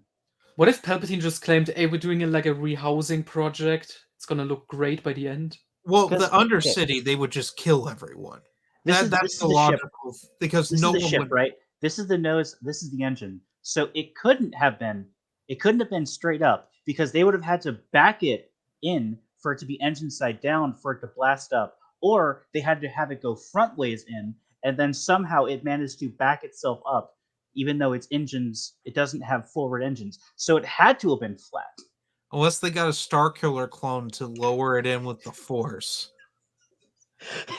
I mean, they have a couple dozens of them. Are there? I don't think there are any left by that point. We don't know what happened to the Dark Apprentice at the end of the second game. Well, the Dark Apprentice doesn't even show up in the canon version. That's only in if you do the dark side ending. Plus, the Starkiller clones, except for the one that you play as, have like a shelf life of like a couple days, is what they say. Because then they That's why go they're gonna crazy. keep producing fresh crazy. clones. Yeah. So you got to hatch a Starkiller clone, fly it from hyperspace Camino. it all the way from Camino to Coruscant, get it to move the Super Star Destroyer in place all before it goes crazy, and then kill it, and then get the memory wiper things from Men in Black for all of the people that you just displaced to do that. Or You just get Dorsk 81. Remember at the end of Darksaber. it wouldn't. Okay. In the defense of that, at least it killed him. At least it Yeah. showed the power of that by being like, yeah, you can do this, but you'll die if you try it, right? Mm. Or I mean, Palpatine could have had a Sparty clone that he controlled of Starkiller. There could be a Sparty cloning cylinder that they took from Wayland and then put back on Wayland. I like how we're just coming up with the most convoluted backstory just because of this stupid Because this plot doesn't make point. any sense. There is no simple answer for this. It doesn't make any sense. Wasn't there? I think there was also like a fan theory. What if he just built the Superstar Destroyer already inside Coruscant? No, there's Instead of no parking way. it? There's not that big. It's not possible. So this is the thing. Star Destroyers are somewhat modular. There's like, it's how they are able to produce so many of them. Like the command tower of the Star Destroyers and the energy shield. Those are modular parts that they like actually build and assemble onto like the actual You don't build a Star Destroyer from the ground up. You build parts of it from the ground up, but then you have other parts of the ship that are built in other planets that are shipped to Quat so that they could piece like the actual Star Destroyer together and assemble it. Okay? You can't just build a Star Destroyer, especially a Super Star Destroyer, an Executor class, from the ground up on Coruscant without any of the logistical or machinery that they have on Kuat. It had to be built on Kuat or Fondor. Those are the only two shipyards that had the capacity to build those two ships. I also like how the damage that this caused is never mentioned again. Yes, it's just casually. Yeah, several million people died. Well, here's the deal with Coruscant. No one actually gives two shits about the people on Coruscant.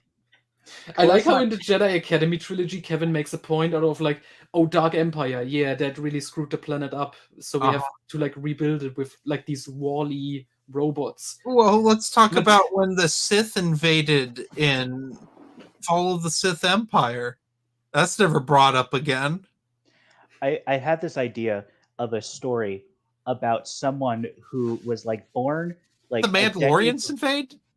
No. Someone who was no. born a decade or no. so before the Clone Wars and lives on Coruscant through all of the Clone Wars, all of the Dark Time stuff, and like where every single time, like all the way through New Jedi Order and Fate of the Jedi, and every single time Coruscant is invaded or destroyed or something massive happened, like this person is like directly affected by it. Just like the worst luck of having to live through every single invasion or disaster or catastrophe on Coruscant. Would they have lived through the Vong invading Coruscant? You find a way, I guess, because apparently they rebuilt Coruscant in the 10 years between Unifying Force and the Swarm War, right? Is the first? No, that's 5 years.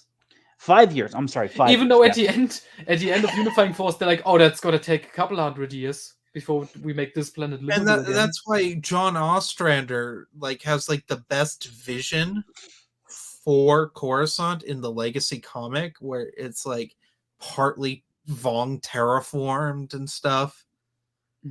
That's Like, all gone in the Denningverse, except in like the Undercity. You can still see it, but nothing on the surface. I'm gonna have an aneurysm. They rebuilt the Jedi Temple for some reason. Yeah, I've never understood that. Oh, it's so terrible. Just because remember the prequels, and I swear to God, there is a contradiction where it's like there are 2 Jedi temples on accident. I swear to God, that's the thing, because they say they got a new one built in Darkness, and then they also say, "Oh, we got the old Jedi temple rebuilt," and it's worded so because Troy Denning is a shitty writer. But I think there are 2 Jedi temples now, and it's never addressed on Coruscant. No, I just came up with the worst author duo for a book. Troy Denning and Richard Chisma. Oh God. It's just a Saba teen solo book, and Gwendy, shows up. It happens when she gets shot into space to save the Dark Tower. It's teaming up with Saba teen, your favorite character. Horrible. Who would win in a fight, Saba teen or Gwendy? From the classic Stephen King series, Gwendy's Button Box. Oh God, it's horrible. Saba would win because she also defeated Abeloth. But didn't she eat the head of the Jedi Order? Yeah, she killed him in a fight on accident, kind of. Yeah, but she he still did. got crushed in like the door. I want to say, because like the it's been like almost a decade since I last read Fate of the Jedi, so I might be hazy on the details. But basically, like that is a cursed title if there ever was one. Gwendy's Sabotage. Okay, so like they wanted a bunch of Jedi stealth X's were like gonna leave illegally to like help fight Abeloth or something, and Kent was like, "No, I need to stop this." So he was trying to like close like the blast door for like where they were launching from, and Saba was trying to stop him, and like it eventually ended in like him falling to his death and like having like the doors close him or something. Yeah. And he was willing, he was going full dark side and ready to murder Saba, and then they're just like, oh my God, what the pressure did to him as being the Jedi Grandmaster.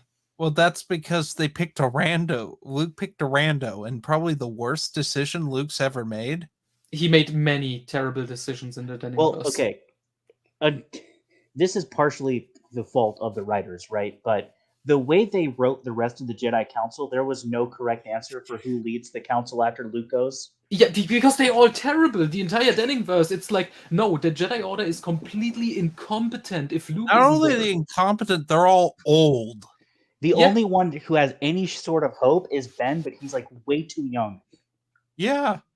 Here's the problem with what after New Jedi Order, you need to introduce young characters and keep them. No, you just gotta kill all the young characters. Because, like, we don't need Aura Singh at the age of 2,000 years old coming back to talk about giving Boba Fett a swirly or some nonsense. I have to give credit to Meg on this one. But when Kyle Katarn goes to fight Jason, and for some reason brings along Valen Horn and like another Padawan with him, even though they're essentially, that's a suicide mission to bring Padawans to fight Jason at that point in the timeline, right? Anyway, one of them is a female Bothan, and she doesn't die in that fight. She just gets knocked out, right? And then Fate of the Jedi happens, and there's another female Bothan that actually becomes like a somewhat relevant character that's around the same age, but it's a different female Bothan. Why not just use the old character so that you go, oh yeah, I remember her. She tried to fight Jason and lost because they forgot this character exists. Yes, they forgot that they murdered. Happened. They forgot that they murdered Cam Solusar in Inferno. So of course they're forgetting characters. Cam didn't die. They just mutilated him. Yeah, so from what I understand, in Inferno itself, it just says Cam was like shot and he was lying there, and it didn't establish if he was dead. And then in one of the Jaden core books, Jaden is thinking of all the Jedi who died, and he's thinking of Cam. And then Cam is just back in Fate of the Jedi with no explanation. Yeah, he was fine after all. But then again, Jaden Core isn't a clone of Jaden Core. By the end of it, yeah. Which at least those books are good. Those are. Are you gonna argue with me that those aren't good? The Crosscord and the Riptide books?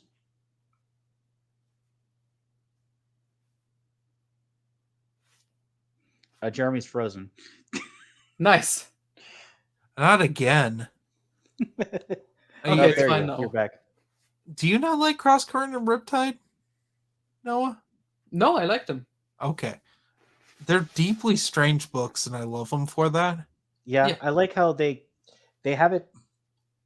They have an out to. They introduced an out. I don't know if they would take it that way, but they introduced an out to the problem of why does Luke know about Crate but doesn't do anything to it in what they do with Jaden Core's character. Yeah, and then Troy Denning does nothing with that. Well, he didn't get a chance to because they canceled it. It's not entirely on him. Let's be honest, he still wouldn't have done anything. I know, but I like to dream, man. Man, Super Stoney's a villain for allowing that to just so much of that. I mean, a whole series ruined, half a series somewhat ruined. I don't think Fate of the Jedi is a complete lost cause. But the second half is really, really, really bad. Yeah, Apocalypse is about 200 pages too long. It's like 600 pages, and 500 of which are just a fight on Coruscant. And that's not, I'm not overestimating. That's literally how that book is structured. That just feels like Order 66, where Karen Traviss suddenly says that the Siege of Coruscant was like days long. Do you all remember that? Mm-hmm. That was probably the dumbest thing that literally everyone else ignored. It's like a day, right? Siege of Coruscant, It's a day. It's a sneak attack, so they can't. Yeah, that was the point of it. It was a quick get in, grab Palpatine, get out, and again, because the strategic brilliance of that was they had so many flashpoints all throughout the Outer Rim, so that all of the Republic fleet was out in the Outer Rim dealing with all of that, and then they do a massive attack in the core while all the ships are out. They go in, grab Palpatine, get out before all the reinforcements from the Outer Rim can get in. That doesn't make sense if the battle happens over the course of days, because by then all those ships are going to come back for redeployment, and the Separatists are going to be screwed. Which I guess you might argue makes sense, because in the end, Palpatine wants the Republic to win, so he wants the Separatists to lose badly, so that they don't have that much, so he can mop them up later. But why would the Separatist leaders, as stupid as they are, agree to that plan? Why would Grievous, who was actually a competent general before TCW came around, agree to that plan? He wouldn't have. And all the Jedi are gone. It's the same thing with when Anakin storms the temple. Mm-hmm. Yeah, most of the good masters are out of the war, or dead by that point. The highest ranking master left in the temple is Shaak Ti. And then who's under her? The Blade Master? Yeah. That's it. It's mostly Padawans, mostly younglings. Yeah, Padawans and the knights and masters that aren't like combatively capable. And if they were, they'd be out fighting the war. If we count TCW, the Temple Guards, but there aren't that many of them. Mm-hmm. I was shocked that Dave Filoni didn't put Order 66 episodes into the last season of TCW so he could show off his temple guards.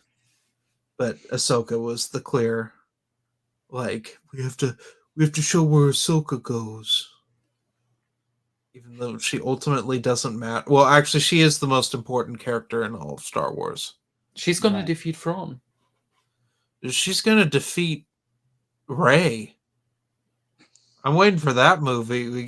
She's they're gonna appear in the call new it- Jedi Order movie. It's gonna be Rey versus Ahsoka. God, how old would she have to be? In the new Jedi Order movie? 80s. She'd probably be in her 80s.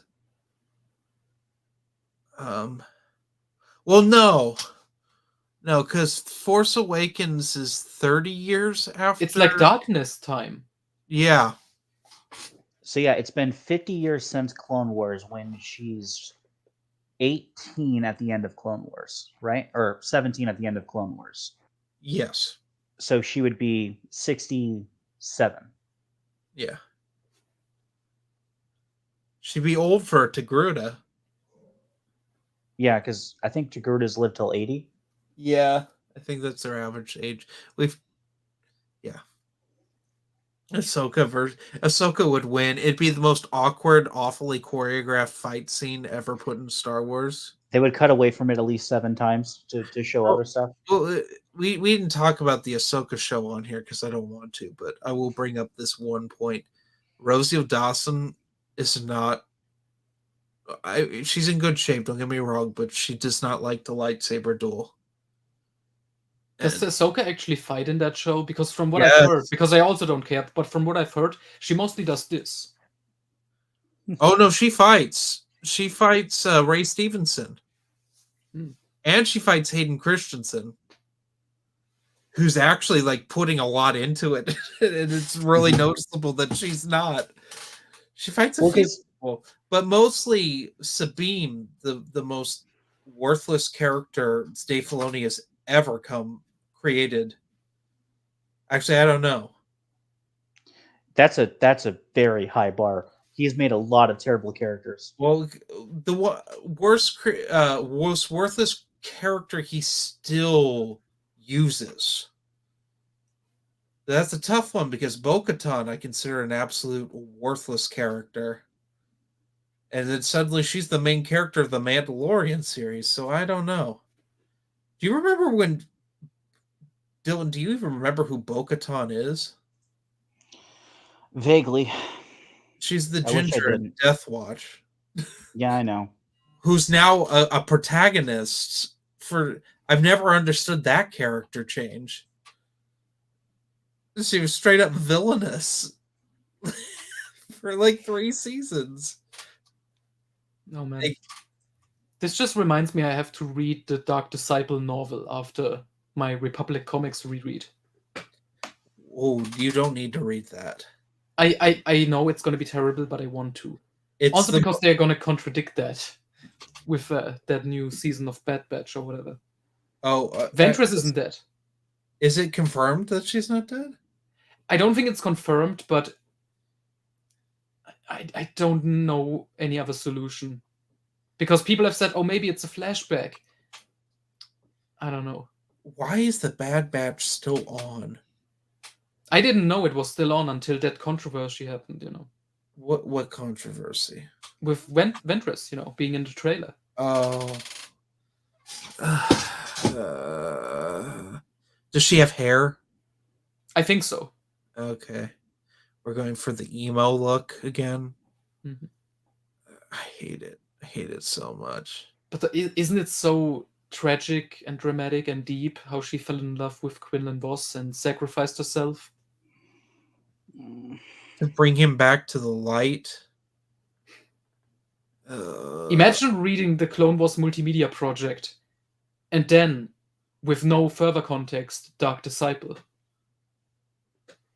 And see the butchering of Ventress and Quinlan. I'm trying to. Ventress's end in Obsession was just perfect. Yeah. Dirge's was fun, but like a bit rushed. I mean, there was no other way you could have killed him, realistically speaking. I remember being shocked at that. But I remember Ventress with her robot eye, which is either Dooku just wanted to make her into a cyborg, or she lost an eye. She got it blown out when Anakin electrocuted her with all those wires in a duel. Didn't I say that was one of the best Star Wars duels of all time, Dylan? I believe so, yeah. Yeah. So I think it is. It's so brutal. It's what I wish the Yavin 4 duel was, even though the Yavin 4 duel is still pretty great. But yeah. Anyway, we're running out of steam here. I mean, is there anything else really important that we have to cover? In terms of like, I don't think there's any more Star Wars news. No. I mean, there's all this stuff that comes. We kind of missed this, but the stuff with Filoni getting more and more creative executive control. I intentionally avoided that because I don't ever want to talk about him again. I'm dead Let's serious. just say every Legends fan's worst nightmare has come true. No. You don't understand. This is actually, I've come around to this. I'm a Filoni accelerationist. Okay, I want him to have more control because I know this type of storytelling he's capable of, and I know this type of storytelling people want to see, and I know he's not capable of that. I want him to get them to give him more and more creative power, so he just does more and more Filoni things, and more people are wake up to what we've been saying for years about Filoni. I think it's slowly happening already. Yeah, but they still back TCW. Of course they do, because they grew up with it. Oh, this reminds me, have you seen the quotes by Timothy Zahn? When he was asked about if he helped writing for Thrawn in like the Ahsoka show? No, I didn't see that they... He was like, no, I know nothing about Thrawn in that show, I just watched it like the rest of you. And then he's like, he was fine. You know, he was just getting things in motion, but I hope in season 2 he really shows off what he's capable of. I hope there's a season 2. Oh man, Zahn. When was the last time he wrote a good book? Survivor's Quest. Was Survivor's Quest before or after Outbound Flight? Before. Because Outbound Flight, it's like half a good book and half... Outbound Flight's an excellent book. What are you talking about? I don't like the Obi-Wan Anakin, like the whole setup thing. Oh, fair enough, I guess. But, like, in my opinion, I think Outbound Flight's his best book. At least his best standalone book. It's better than Better than Scoundrels, I agree. Oh, yeah. Scoundrels. And which one's better, Scoundrels or Sky Pirates? Ooh. They're similar. Ooh. Okay, in that case, Scoundrels. Ooh, damn. I was hoping you wouldn't say that, because that's the one I'm reading next. The Indiana Jones books. Scoundrels is horrific. I know, but Sky Pirates, that did nothing for me. That's probably in my top 5 most irritated EU books I've ever read. It's freaking Scoundrels. It was shocking. I remember at the time, I was like, why is this being written? If you want to read a good version of Scoundrels, read his short story Winner Lose All, which is just about Lando. No. I read that. I read that when it came out, and I thought it was pretty good. Yeah. Why are Han and Chewie in it? Because it was supposed to be a Han and Chewie. That would have made Scoundrels so much better if Han and Chewie aren't in it at all, and it's just a Lando book. Exactly. That's why it's so frustrating. It makes no sense having Han and Chewbacca in it. Plus, at the same time, we got Honor Among Thieves, or it was like within 2 years. Honor Among Thieves is a better book. Yeah. although it has a very weird continuity error. Mhm. The Nogri thing. Yeah, it was the last book. They didn't care. Yeah. Anyway. But yeah, Oh, I but have- speaking of maybe reading Dark Disciple, the only other new canon book I would also maybe read, just to get it over with, Front Treason. Oh, have you never read Treason? No, I gave up after Thrawn Alliances with all the double vision. It's better than Thrawn Alliances, but it's still bad. Hmm. Eli Vanto's in it again. Okay, I know he has like a love story with female Chiz. Oh, Aralani. It doesn't go anywhere. Oh, And they fight a not using Vong force. Hmm. And it ends with a terribly shoehorned Rebels tie-in. Hmm. Because it happens Thrawn disappears mid-season 4, and that's what he shows up at the very end. Hmm. And it's to explain where he's been. And it doesn't work at all. My God.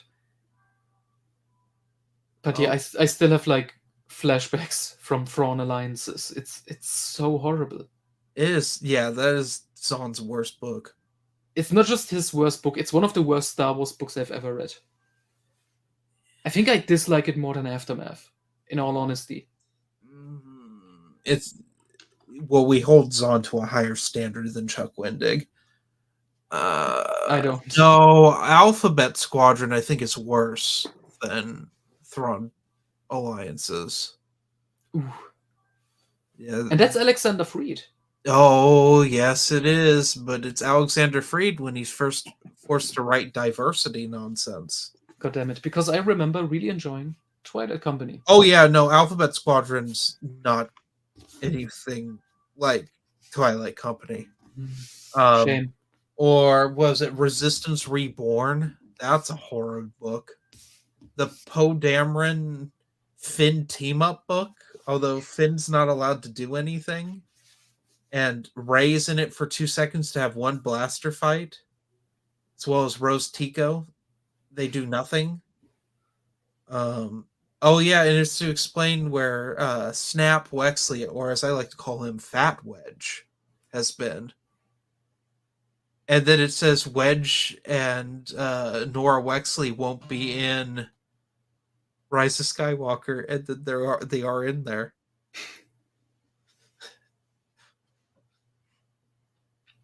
That was funny. Great continuity. I think when Wedge shows up in Rise of Skywalker, I laughed so hard just because that's what the author of Resistance Reborn wanted to do, and Disney said no, and then they did it anyway. Probably because they didn't know if they could even get him. Right? Yeah. Well, he had said he didn't want to do anything Star Wars ever again. Yes, exactly. And you can tell from how he looks. It's so embarrassing seeing like old man Wedge in his old pilot outfit. And he's not even flying anything. He's the gunner on the Millennium Falcon for 2 seconds. Mm-hmm. I have only seen that movie once, and it might... Something I have to give to X-Wing Mercy Kill. Again, I like that book. Wedge is in retirement in that one.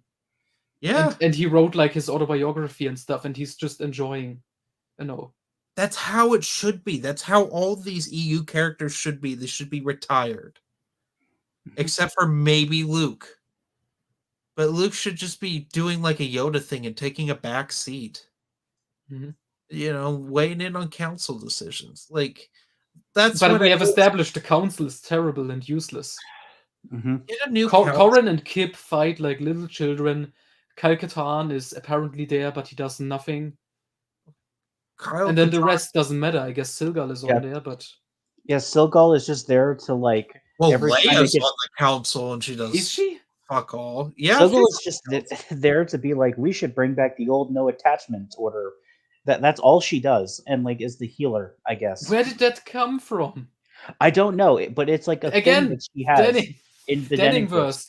It's all the prequels again. visually, aesthetically, with the characters, how they think, how they act. That made me so mad in Fury, because this one female Padawan is talking to Luke, and she's like, "I'm so grateful I was accepted into the Order, even though I was like above the age limit." Mm-hmm. Like, no. Like, she was 14, but Luke was like, "We only take small children," just like the old Order, you know. Yeah, just like the older. Yeah, just like when I started, and like I had like a guy in his 50s learn to be a Jedi, and I even trusted that guy with the order for like. Well, I went with some lady I just barely met because she said she knew who my mother was. Mhm. Gosh, the Black Fleet crisis is so terrible. Basically, it was on a Legends podcast where I was like, "Oh yeah, I like this plot line for Black Fleet Crisis," and Dylan's like, "No, that's Corellian trilogy." And thus, I'm like, "Oh, I don't like the Black Fleet Crisis at all." Like it's really easy to get the Bantam books mixed up. I mean, Mhm. they're pretty similar on honestly. Some of them are. Yeah. Early and mid Bantam is. Late Bantam starts actually honestly is a lot better than early and mid Bantam. Well, Shadow of the Empire on kind of sets. I think Bantam knew that it had to change, but it didn't change enough. That's why we got Vector Prime, which is a great book. Mhm. What's the best New Jedi Order book, Noah? Unifying Force. Yeah, that's the correct answer. What's the worst New Jedi Order book? Star by Star. No question. I was going to say Boba Fett, a Practical Man, but that's technically That's not. cheating. I could have said, "Oh, Invasion." No. Yeah, because there's two New Jedi Orders, right? There's like the New Jedi Order that was written at the time of like 1999 to 2003, and then there's like the New Jedi Order after that. Practical Man and Invasion is like the post New Jedi Order. New Jedi Order. It's not the Mhm. real one that actually happened when it was all coming out together, and they could actually bounce and reference each other off. But and dude, not just okay, Boba Fett Practical Man established. It was the Mandalorians all along. They are the only reason they won the war. And it showed they worked with the Jedi, even though the Jedi are douchebags. right, and they worked with one Jedi who died. Mhm. Oh, I love killing Geonosians. This is Karen Travis. She loves I think killing it's the a Geonosians, and But I she. love that it gave us the famous Vajir quote. The Mandalorians are the third side of a two-sided blade with the Jedi and the Sith. Because that's great writing. That's just fantastic. I wonder how upset Karen Travis got when she discovered that there was a dark saber that Dave Filoni created, a Mandalorian Jedi that forged a lightsaber, and a lightsaber controlled the Mandalorians. I wonder how mad she got when she discovered that. it was because it was always the mask. The mask of Mandalore, at least in the KOTOR verse, was always what like how they determined who was Mandalore, and they kind of got away from that. But it was still like it wasn't a weapon, a Jedi weapon. It was a Mandalorian artifact that was Mandalorian. Like But even in here's the even Drew Carbish understood this because he had Revan and Canderous go on a quest to find Mandalore's mask so he could be Mandalore again. it's like the only enjoyable part of Revan. Next to the Scourge chapters here. Oh yeah, what Scourge does at the end is the most wonderful thing. So my dad called me after he finished Revan. And he's like, "What did I just read?" He's like, "Jeremy, these I don't know what you see about these Star Wars books because the other Star Wars book he read, Dawn of the Jedi Into the Void. He's reading Not a good thing. Shatterpoint, right? I love giving updates to my dad's Star Wars reading. I asked him about the approaching storm, and he's like, "Oh, I don't remember it." Honestly, fair. There's one memorable scene in that whole book.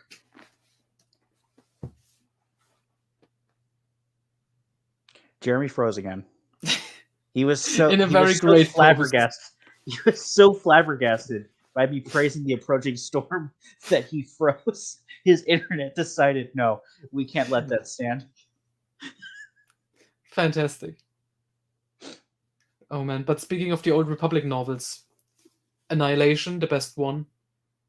And also, I'm convinced after researching for my chronology, Farron Shan is like the only good character in all of SWTOR. He has the best book, the best comic, the best short story. So yeah, as far as I'm concerned. There's a Theron Shan comic? Oh yeah, The Lost Sons. I don't remember that one. Yeah, it was the third one by Alexander Freed. It was like the only one they put out directly via Dark Horse, because the previous two were like online things Yeah, that they I later remember. printed. I remember reading one SWTOR comic that like sucked. It was so forgettable. I forgot what it was called, but it was so dumb and forgettable. Yeah. Those first two were really terrible. If So I Jeremy guess we can't just get back in, we can't end the stream. I know, we just have to continue. That's great. I'm glad it's not me this time with the technical issues.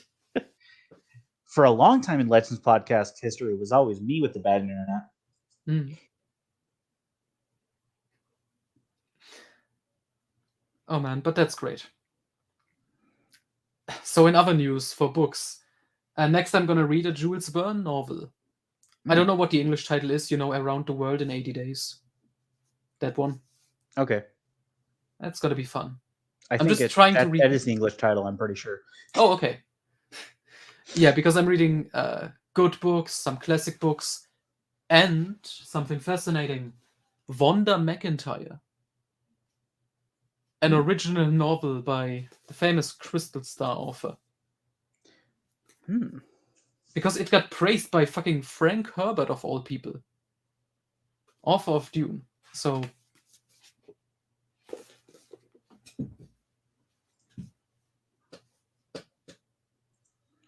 Interesting. Mm-hmm. I don't think we got what Jeremy was reading. We have to guess. He has a stack. I don't know if you guys saw it, but I saw it like almost immediately when I jumped on. His bookshelf is 3 deep. He has books 3 layers deep, like stacked like in front of each other. Mm-hmm. I'm just like, how? I feel bad that some of my shelves have parts of them that are too deep, and I'm just like, oh, I need to get on that. But no, he has them 3 deep. Oh yeah, Pico, good. But was it praised by Brian Herbert?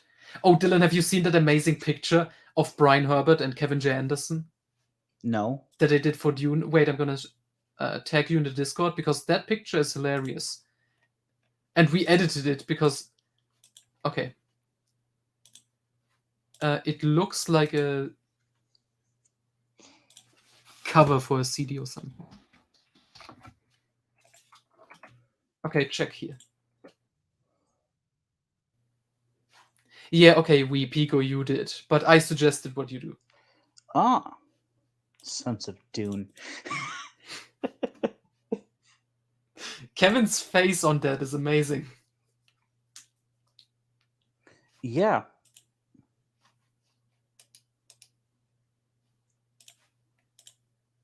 He has a very consistent hairstyle. Yeah. Which is a weird thing to say, but it's like... Yeah, what you missed in there, because I think Kevin hate is becoming stronger than Denning hate on my server for some reason. Interesting. Because for some reason, everybody decided, okay, we gotta read the Jedi Academy trilogy for the first time. And they all think it's terrible. Same with Darksaber, and now Young Jedi Knights. Which I was kind of surprised by. I wonder, because... Have they read Tales of the Jedi yet? Some of them may have, I'm not sure. I wonder but I think it's agreed Tales of the Jedi is good. Yeah. I wonder if that would sway their... Because, I don't know, maybe he's just better at writing comics. But then again, I thought that about John Jackson Miller until Kenobi came out.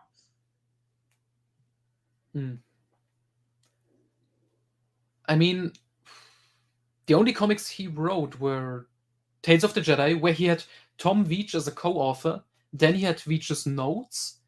And for Redemption, we say he worked alone, but he actually worked on it intensely with what's his face? I think it's the artist, Gossett or something like that. So for most of his good stuff, he did have a co-author or a person looking over it. But he also had Rebecca Masetta for Young Jedi Knights. And Yeah. Rebecca was good with Junior Jedi Knights. Yeah. And that's interesting because I've heard she wrote the character stuff in Young Jedi Knights, at least most of it, and Kevin just did the action, which, I mean, makes sense. Oh, I think that was Jeremy. My internet provider is having an outage. Well, we can't end this stream without you. Fantastic. This is a wonderful Legends pod. This is like longtime viewers will know this. There was a Legends podcast where, again, because it was always my internet issues that back when you were using Google Hangouts, it was always me that would drop. So we had a disconnect, and it looked like I had dropped from because of how Google Hangouts worked. It looked like I had dropped from the call. So I immediately went silent and started fiddling with it to try to get it to back up for 20 minutes. And then I realized, oh wait, no, Jeremy dropped. I've just been on stream, radio silence for 20 minutes. And I think that's, I don't know if he edited that one or not, but I think it's still up there. If you, I can't remember which one that was. It was so funny. He says stall, lol. Okay, what can we stall about?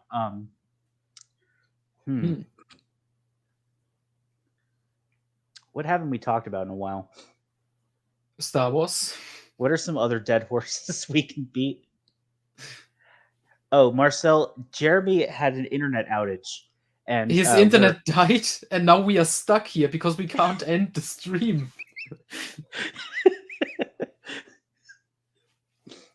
I love when that happens. Okay, Pico, Dan likes Tales of the Jedi, but he's worried about rereading it because he knows Kevin now. Yeah, Golden Age of the Sith and Fall of the Sith Empire suck. I stand by that, and he definitely won't enjoy rereading those. The rest, solid. Yeah, those are the prequels, right? The prequels he wrote later on, before he did Redemption. Yeah, I agree. It's when I think Tales of the Jedi, I think Nomi Sunrise or Illico Drama, that whole arc. The Veitch stuff. Yeah, the Veitch stuff. Because my god, the characters in those prequels are so bad and annoying, and the comic doesn't know. That's the worst thing.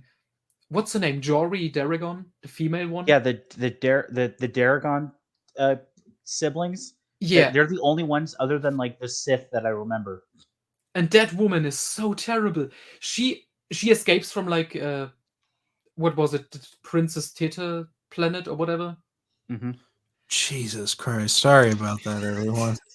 No worries. We're talking about Tales of the Jedi.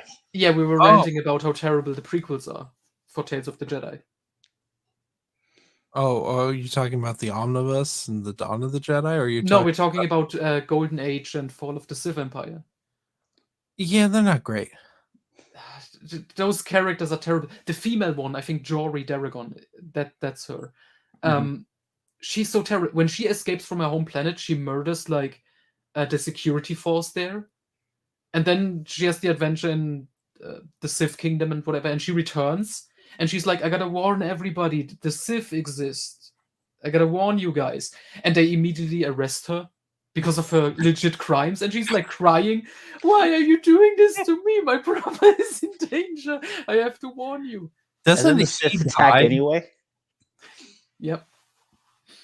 Do they both die? I mean, they clearly. He sacrifices himself because apparently he fell to the dark side or whatever, even though that's not well communicated. Yeah, he's not even force sensitive, I don't think.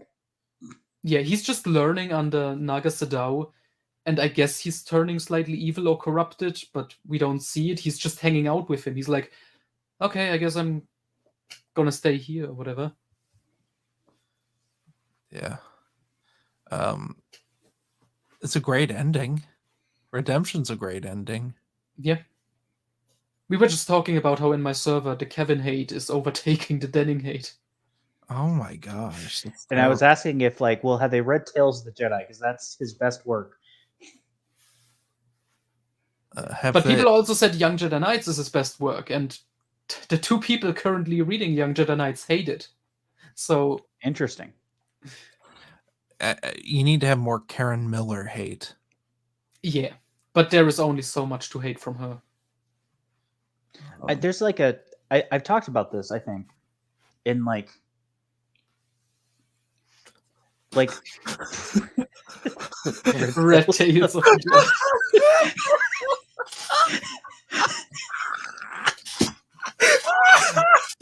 Oh man, that's so good. But it's like it's different with like the authors that are more prolific and bad. Like I think an author that has like one notable work that's bad is a lot more forgivable than an author that has like 5 or 10 works and most of them are bad, you know? Mm-hmm. Do people hate Greg Bear? I don't know. I think he's like a forgotten author. That's like, yeah, because like Matthew and Adam both hate not Planet Twilight, Rogue Planet. Rogue Planet. Interesting. And I'm like, oh, it's a new Jedi Order tie-in, so it's not going to make any sense. I mean, reading it in chronological order. It's like, but it's not just about sense; it's about the book being very boring.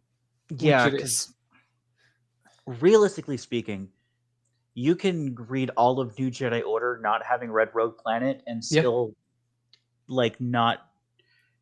It's not required for. You could also just read Rogue Planet as a standalone because those NJO connections are just nice extras. Like the main story still works. And it's probably, now I think about it, it's probably better to not have read Rogue Planet going into New Jedi Order because it makes the Force Heretic trilogy, which is probably I know you said Star by Star is the worst, but I actually think it's Force Heretic. Every plotline in Force Heretic that isn't Nom Minor's cult of the Shamed Ones is incredibly boring. But at least I like the Tahiri plot. I guess. And I mean, it was at least nice to get some closure on like the Yevita and the Sirook. Yeah. And then I don't remember what the enemy in the third book was, like what they did. Something. I can't remember either. I only remember the stuff on Scylla and the Nominor plot, which was the A plot.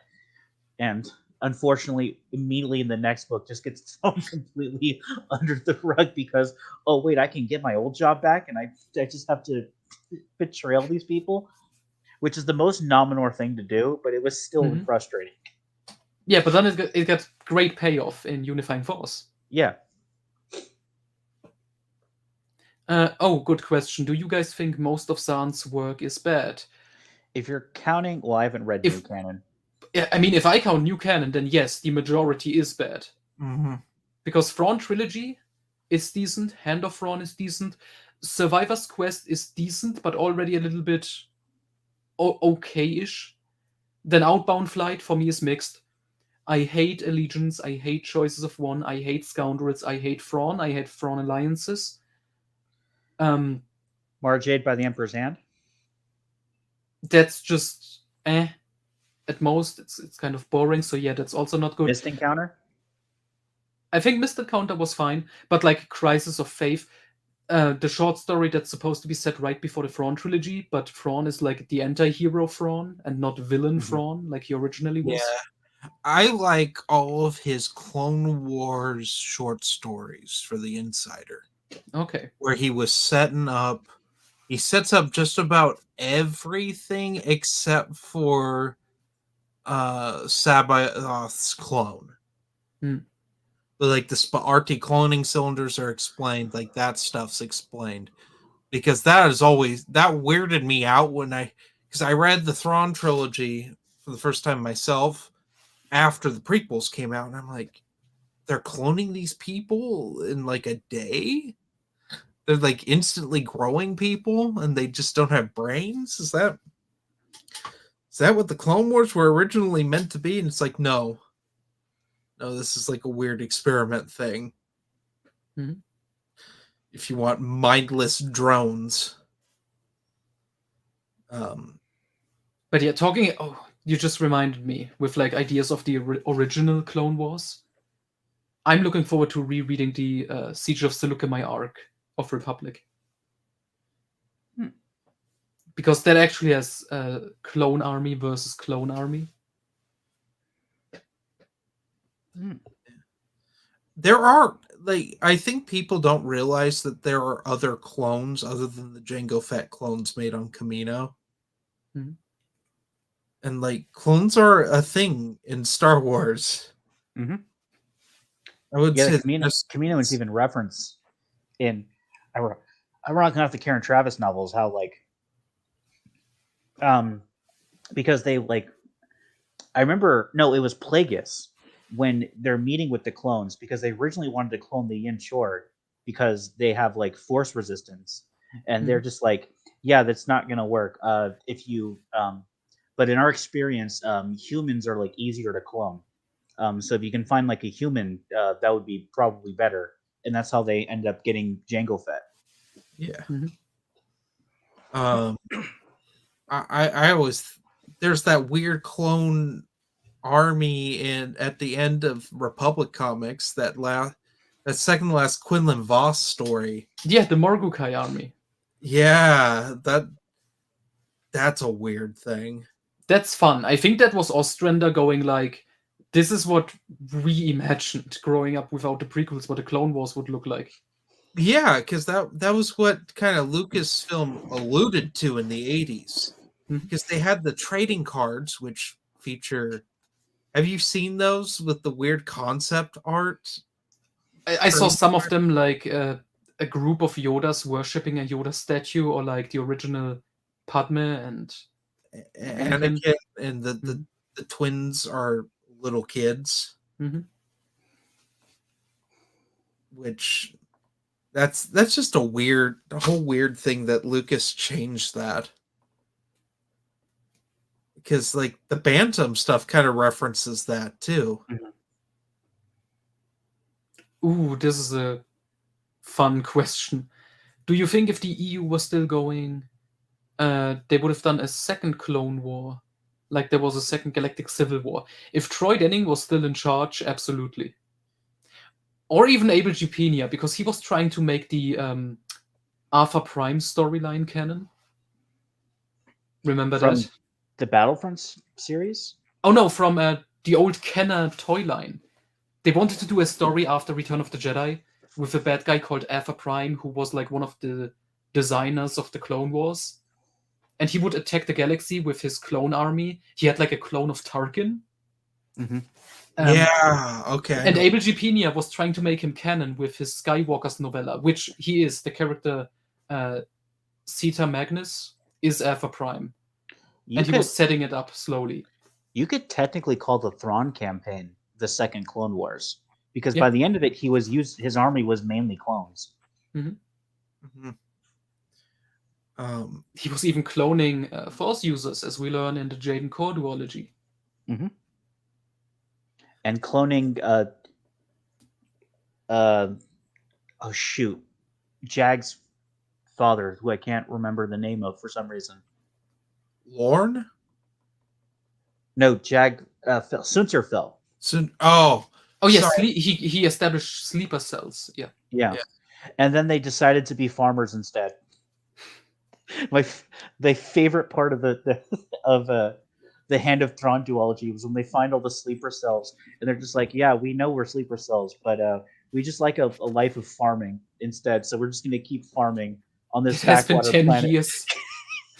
Even if we get called up, we're just going to keep farming. And then they are never mentioned again. Farms. Yeah, they're never mentioned again. Just like okay, there's Sunterfell clones on this random backwater planet farming, I guess. That's so So weird to think about. There's so many like fells, like the bloodline, just Mhm. because of all these clones. I just had a thought. No. Because everything Bantam got brought up in New Jedi Order, right? Mhm. The weapons depot on Wayland, is that brought up? I think they destroyed it. Did they not? Wayland in New Jedi Order, it's like they are moving the Nogri there. Mm-hmm. I thought the weapons depot got destroyed at the end of Last Command? yeah. I can't remember. Because I know part of it does because they Sabaoth blows up all the Islamari. Yeah, and they blew up the pyramid temple that they hid them in. I'm pretty sure. I don't know. And in Hand of Thrawn, in the rubble, they find the information about the Boffins helping with the destruction of Kamas. And I think they found the Sith, Book of the Sith, that source book. They also Mhm. found that one on Wayland, I think. Yeah, it's weird. It's weird. It's just like with Bantam, it was like, oh, this is what Palpatine was really doing. Like every time. Mm-hmm. Mhm. It's His 100 pet projects. And then and then in New Jedi Order, they're like, wait, but what if there was a second Eye of Palpatine? Because people Because have two eyes. I'm so glad that went nowhere, by the way. Mm-hmm. yeah, I don't know. Star Wars is something special. Mhm. It's just how it is. But I mean, we at least no one in the Denningverse was dying of space shellfish poisoning yet. Oh, what if Taria Damson showed up in Sword of the Jedi? That would have been incredible.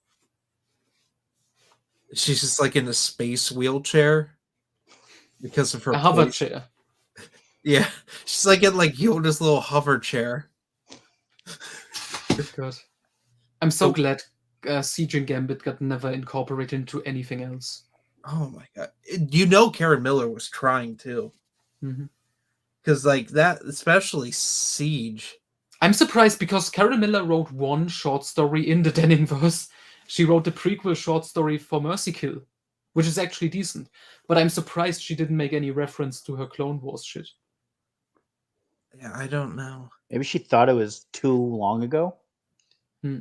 That didn't stop anyone else.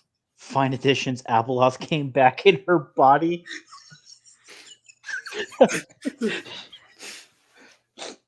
It's like a desperation thing.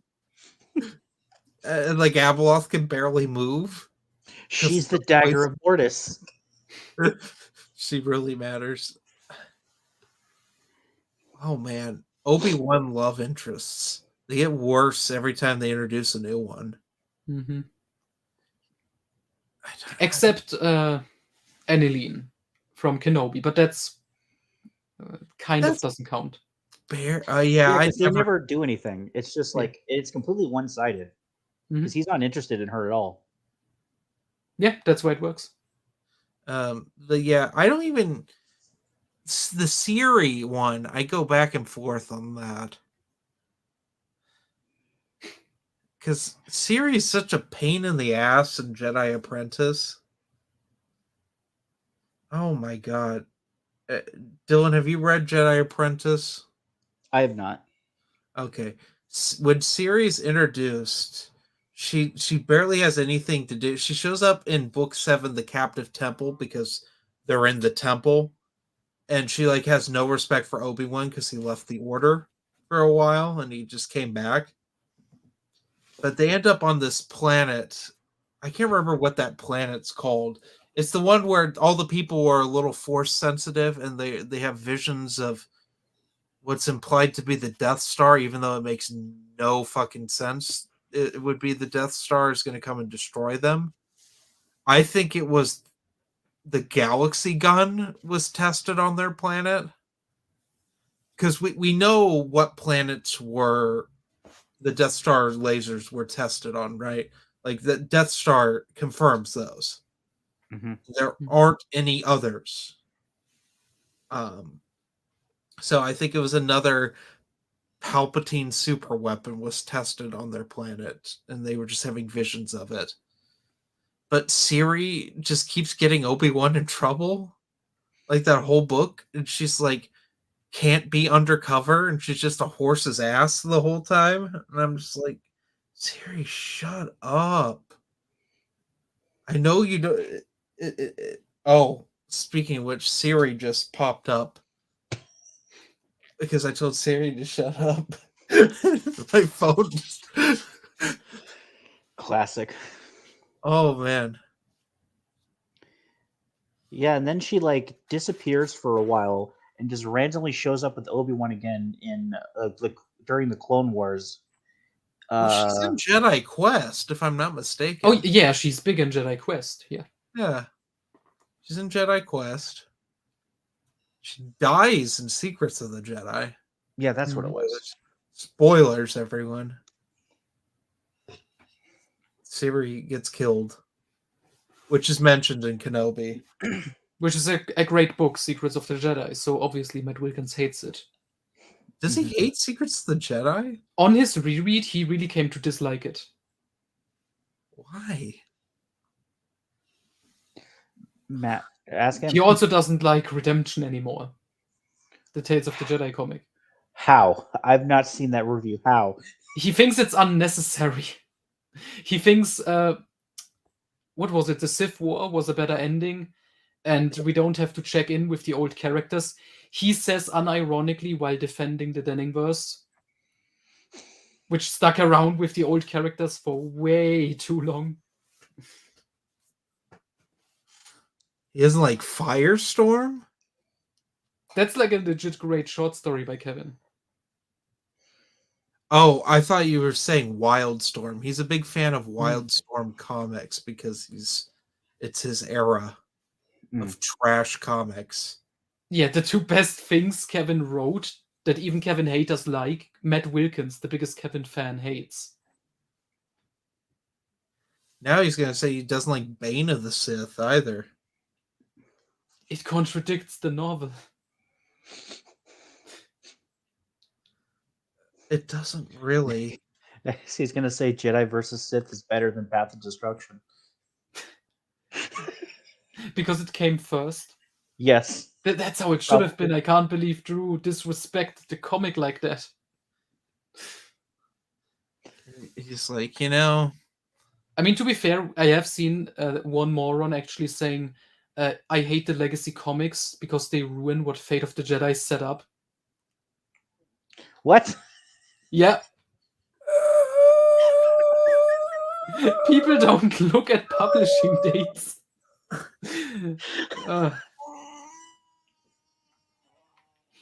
Why is there no Abeloth? Like, what is this? Why is there no mention? Because they dealt. It's been 100 years. They probably dealt with her by then. Well, but where's the Lost Tribe? It doesn't make any sense. The Lost Tribe. There shouldn't be any Lost Tribe left after Luke got his hands on them. What a joke of a faction, honestly. Didn't I told you this? What we know, what the real reason was with the Lost Tribe? Denning wanted to use the one Sith. Yeah. And Del Rey or Lucasfilm said no. And so they created the Lost Tribe as a compromise. There's such a non-factor.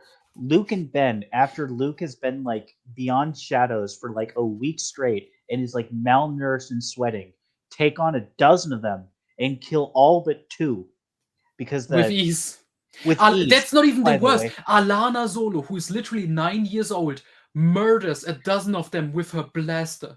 There is not even a lightsaber. She shoots them dead. She's 9 years old. There is one named Jedi that is actually killed by the Lost Tribe in the entirety of Fate of the Jedi. One.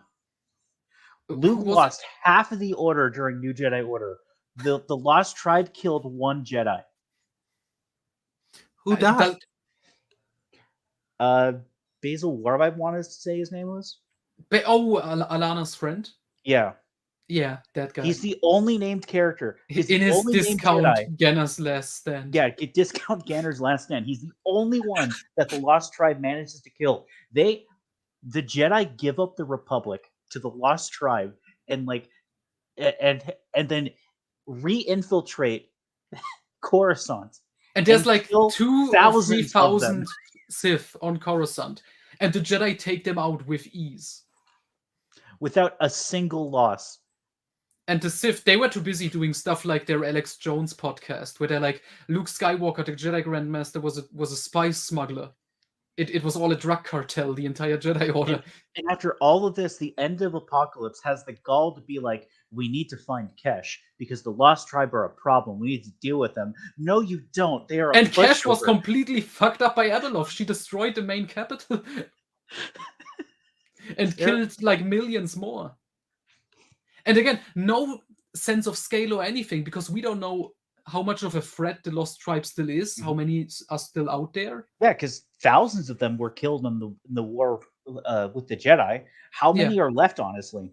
And Kesh also got completely destroyed, like the main city. So yeah, because that's one thing Hand of Thrawn 45 brings over from the Denningverse is that Luke just is like declares war. Do you remember that in that first book? That Luke just straight up tells the Jedi Council, "We're gonna wipe them up out of the galaxy." See, I would buy that Luke would do that, but I don't think it would take that long. Realistically speaking, as soon as they find Kesh, that's it. The Lost Tribe is done. They're exterminated in less than a year.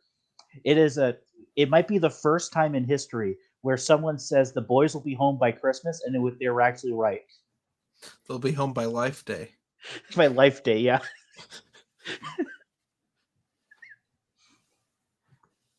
boy, what a horrible faction. But yeah, better watch out. Sword of the Jedi, they would have featured as main villains again, probably. Yeah. And Jaina would play second fiddle to everyone else. Mm-hmm. Even though it's her book. Oh, I'm sorry, a trilogy of books. There was actually one book. Which, to be fair, they only announced one book. But they only announced the first book of the trilogy. So it's like both are right. Mm-hmm. Oh. No. No, I don't. I just, I'm so thankful that if the EU continued, we would have no Super Stony. This is who we blame for this. Maybe we could have gotten rid of Denning after Sue left, you know. Maybe. Because I think she was the one having him like hang around because he wrote quick. And she... Yeah. And you can tell. Mm-hmm. We just needed new authors, but at the same time, the new authors we have gotten in the new canon... Well, they're not science fiction authors. That's the problem with them. Yeah, they just get YA authors. Well, are there any real science fiction authors anymore? Well, they tried with, of all things, the Empire and Rebellion books. They got James S.A. Corey from The Expanse and Martha Wells, who had her own successful little robot series going on. And they gave them just, here, write fluff. Write something that doesn't matter. Mm-hmm. Well, write something that ties into a potential idea we have of just rebooting. Mm-hmm. Yeah, Martha Wells. She had to read Brian Wood Star Wars comics. Again, that was another thing about like if the EU continued, kind of like like thought experiment. You have to realize the last 3 to 4 years of EU publishing was done under the assumption that everything was about to get rebooted.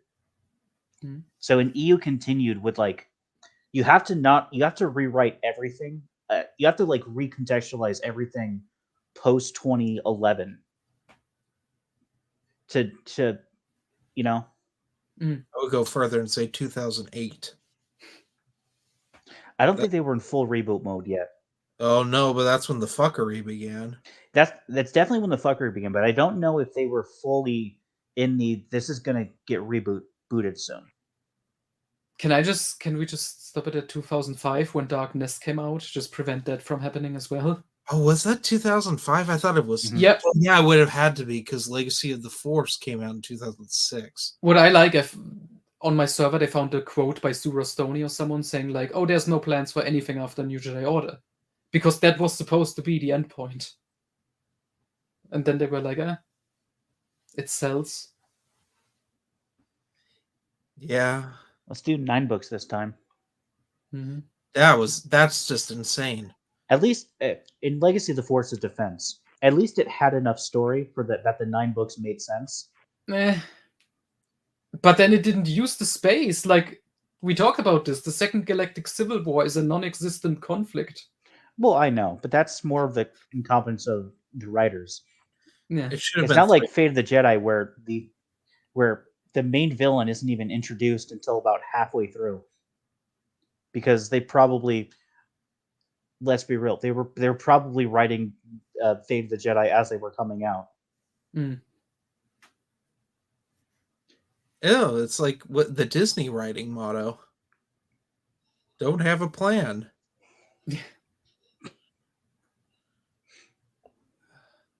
Yeah, I don't know. We haven't. I miss Jude Watson. Yeah. I miss Alex Wheeler. Me too. I miss John Whitman. Mhm. I wish we could have gotten his Fairy Tales series. Yeah. Who would you want to continue the EU like author wise if we're continuing the post Jedi story? That's the thing. Most of the old authors we would want are dead. So, obviously, James Luceno. Well, he's retired though. Yeah, exactly. Or Matthew Stover, but he said he doesn't give a damn, essentially. Well, he was open to it when we talked to him at Legends Con. Was he? Oh, okay.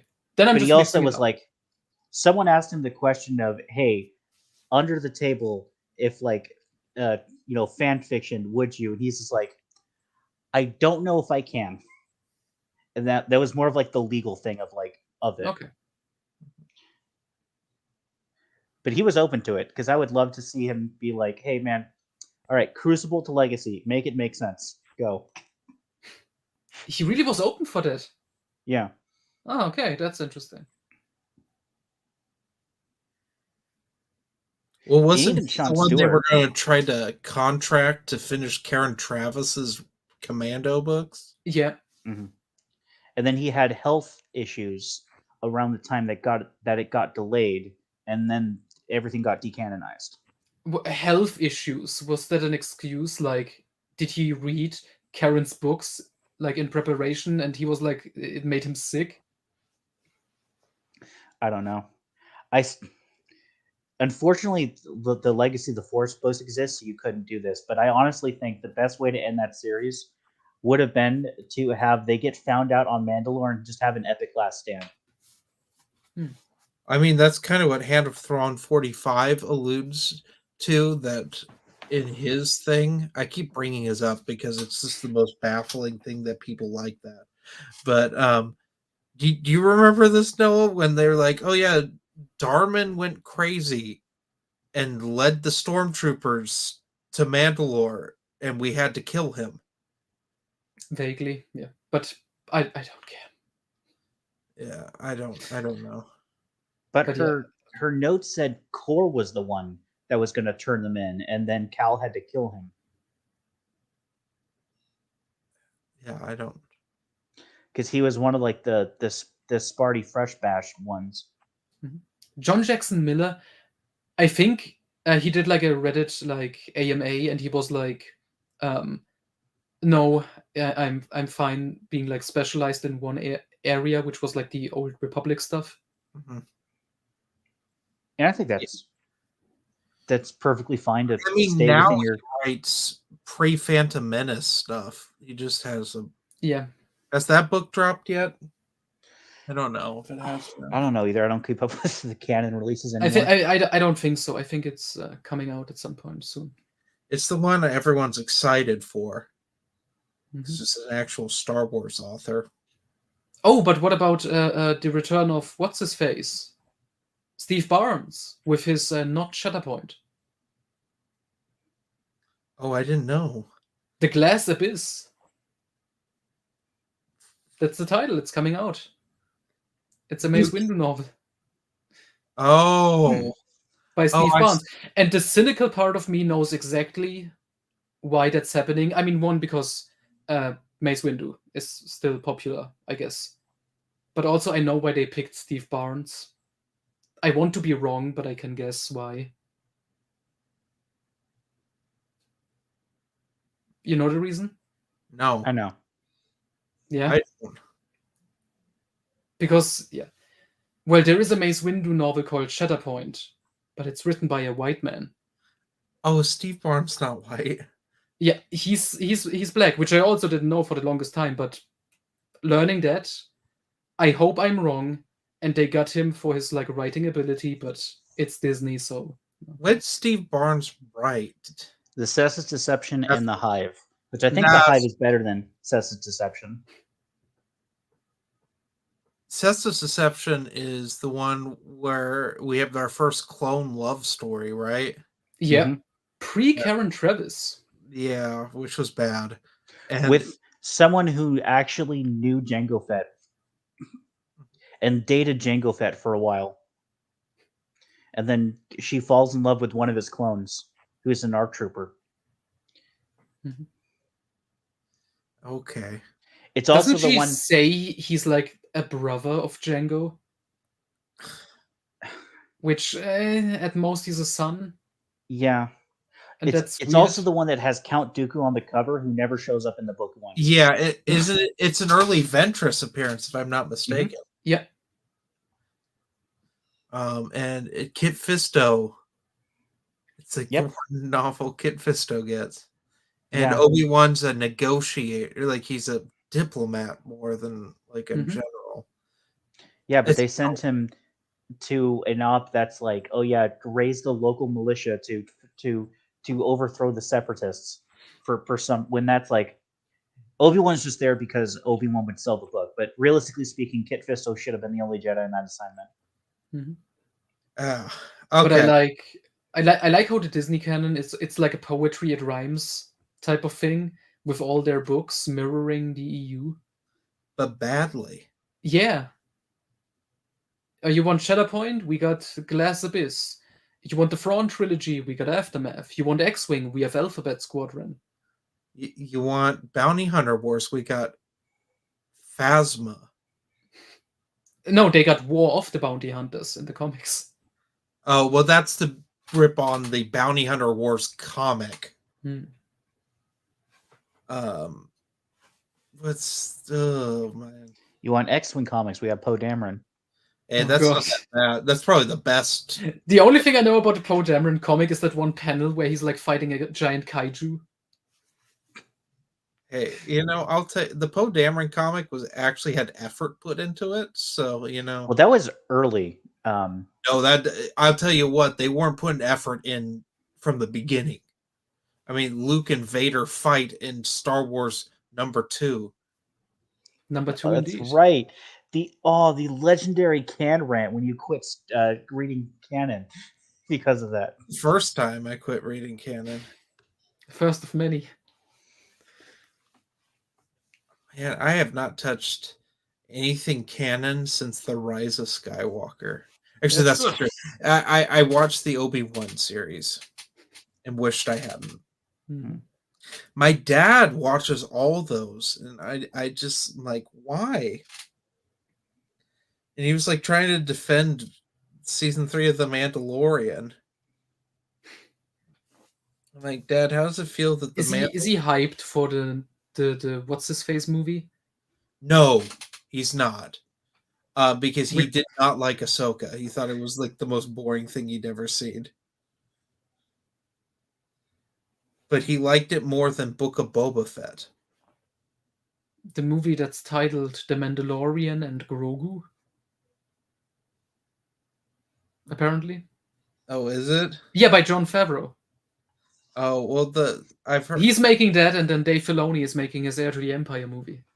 Oh, I thought they were the same movie. That's what I thought, but apparently it's two movies. Oh god, how many of these movies will actually get made? That's the question. I can almost guarantee the Dawn of the Jedi movie will not be made. And Well, I can.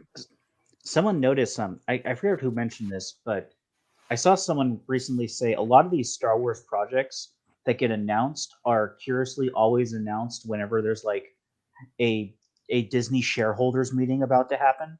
Mhm. Yeah, so that Kathleen and then they Kennedy get canceled. keep a Yeah, job. and then they get later canceled. So it's just like a thing that they do just to keep the shareholders under the illusion that, oh yeah, we're doing something with this IP. They haven't done any movies since Rise of Skywalker. when they have like no plans of actually making them. Mhm. Yeah, I don't. But the thing is, do we want any of these? No, I honestly don't think anyone wants these movies. I don't think like the average person would want that. I don't Like think, outside of Star Wars fan circuits, like whatever types of fans, I don't think the mainstream cares. I really hope that we will get a leak of how much Daisy Ridley was paid to be in another Star Wars movie. Because Must have been a lot. at the end, when Rise of Skywalker happened, I was like, I felt so bad for all of those actors because they took the brunt of the blame for that nonsense, which it's not their fault. Yeah. It was, at least J.J. Abrams' career also died with Rise of Skywalker. Good. It should have died with Star Trek Into Darkness, but for some reason it persisted. But dude, as his Star Trek movies proved, he could do a good Star Wars movie. Yeah, thanks, Red Letter Media. You cursed us. Cursed us with that one. Yeah. As Ryan Johnson now makes movies straight to Netflix. Oh, but he's still getting his trilogy. You just wait and see. I don't think he will. Remember that was announced like almost 10 years ago? What feels like it was like 2016? It was announced before Last Jedi came out. Yeah. For promotional purposes. I almost wonder. I wonder if he like stipulated that in his contracts, and like it's like in the contracts they have to, but they know it'll be bad and they don't want to waste it, so they're just like continuously delaying it forever in hopes that he forgets about it or like the contract runs out. Yeah. Oh my god. But yeah, I think Adam Driver got interviewed recently, and they're like, "Will you come back as like a Force ghost for the new Jedi Order movie?" And he said, "No, absolutely not." He should have given the Harrison Ford response. What the hell is a Force ghost? No, he should have, but he didn't. He said, "No, I have no intention of going back." John Boyega said, "No, you won't Disney Plus me," which is my favorite of those. Well, John Boyega decided to be angry and riot with all the rioters during COVID. So, he's doing his own thing. What about Oscar Isaac? He hasn't said anything. I don't think he would want to come back. Well, I didn't think Daisy Ridley would want to come back.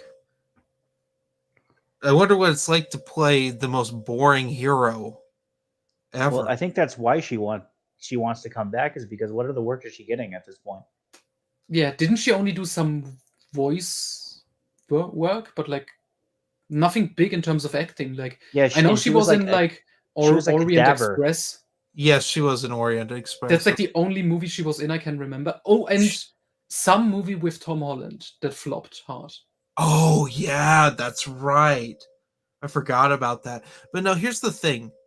If Daisy Ridley had managed finances well, she would never have to work again. Force Awakens alone made a shitload of money. If that's the actual quote, that's amazing. Oscar Isaac, if I want a new house, I will come back. I mean, I wonder how much they paid Harrison Ford for Force Awakens. They paid him. Not Force Awakens. I want to know what they paid him for his cameo in Rise of Skywalker. That must have been like We half know. the budget. Okay, Force Awakens. This has been confirmed. They paid him in Dial of Destiny. The only way they got him to be in that movie was that they would make another Indiana Jones movie. That was the only way he was going to come back to Star Wars. And he did not get what so he can finally kill off both characters, Han and Indy. I don't think he wanted to kill Indiana Jones. I'm convinced, because I can see in the movie I watched, I could see where the reshoot was. I could see what the original plan was. Like, just without any leaks, just watching the movie, I could tell what the plan I know was. that they were going to kill Indiana Jones, but I don't know if that was Harrison Ford's idea. I mean, apparently in interviews he talked about how, this is Indy coming to terms with his aging and his mortality, and I was like, there's nothing of that thematically in the movie, except the cut ending, where he stayed in the past and died, and they find his skeleton in the future. Yeah, I don't know. I hope they make a third Blade Runner movie. If his character there isn't already dead, they're gonna kill him too. Well, his character didn't die in the second one. They make another American Graffiti movie just to kill him in that too. I don't know if he's in the second American Graffiti. Yeah, they can bring him back. No one's ever really gone. Mm-hmm.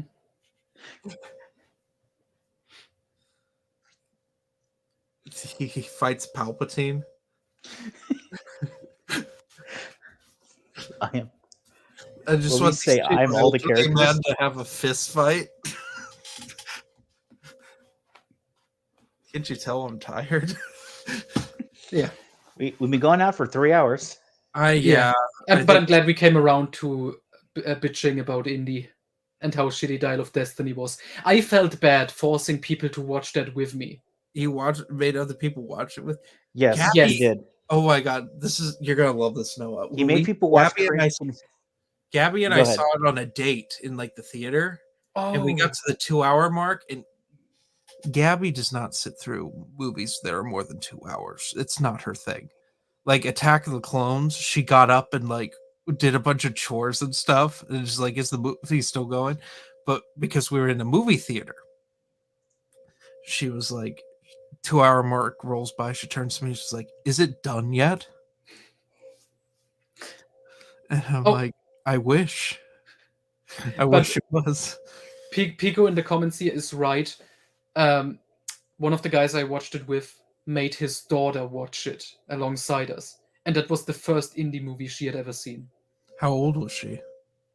I don't know how old she is. Not older than 10, I think. Okay. But yeah, that's horrible. I saw the Indiana Jones movies when I was like 4, and they like the Raiders of the Lost Ark like horrified me so much that we didn't watch Temple of Doom. I didn't see it till I was like 14. I didn't see it till Kingdom of the Crystal Skull came out. Yeah, that also is an actual quote by me after I learned that.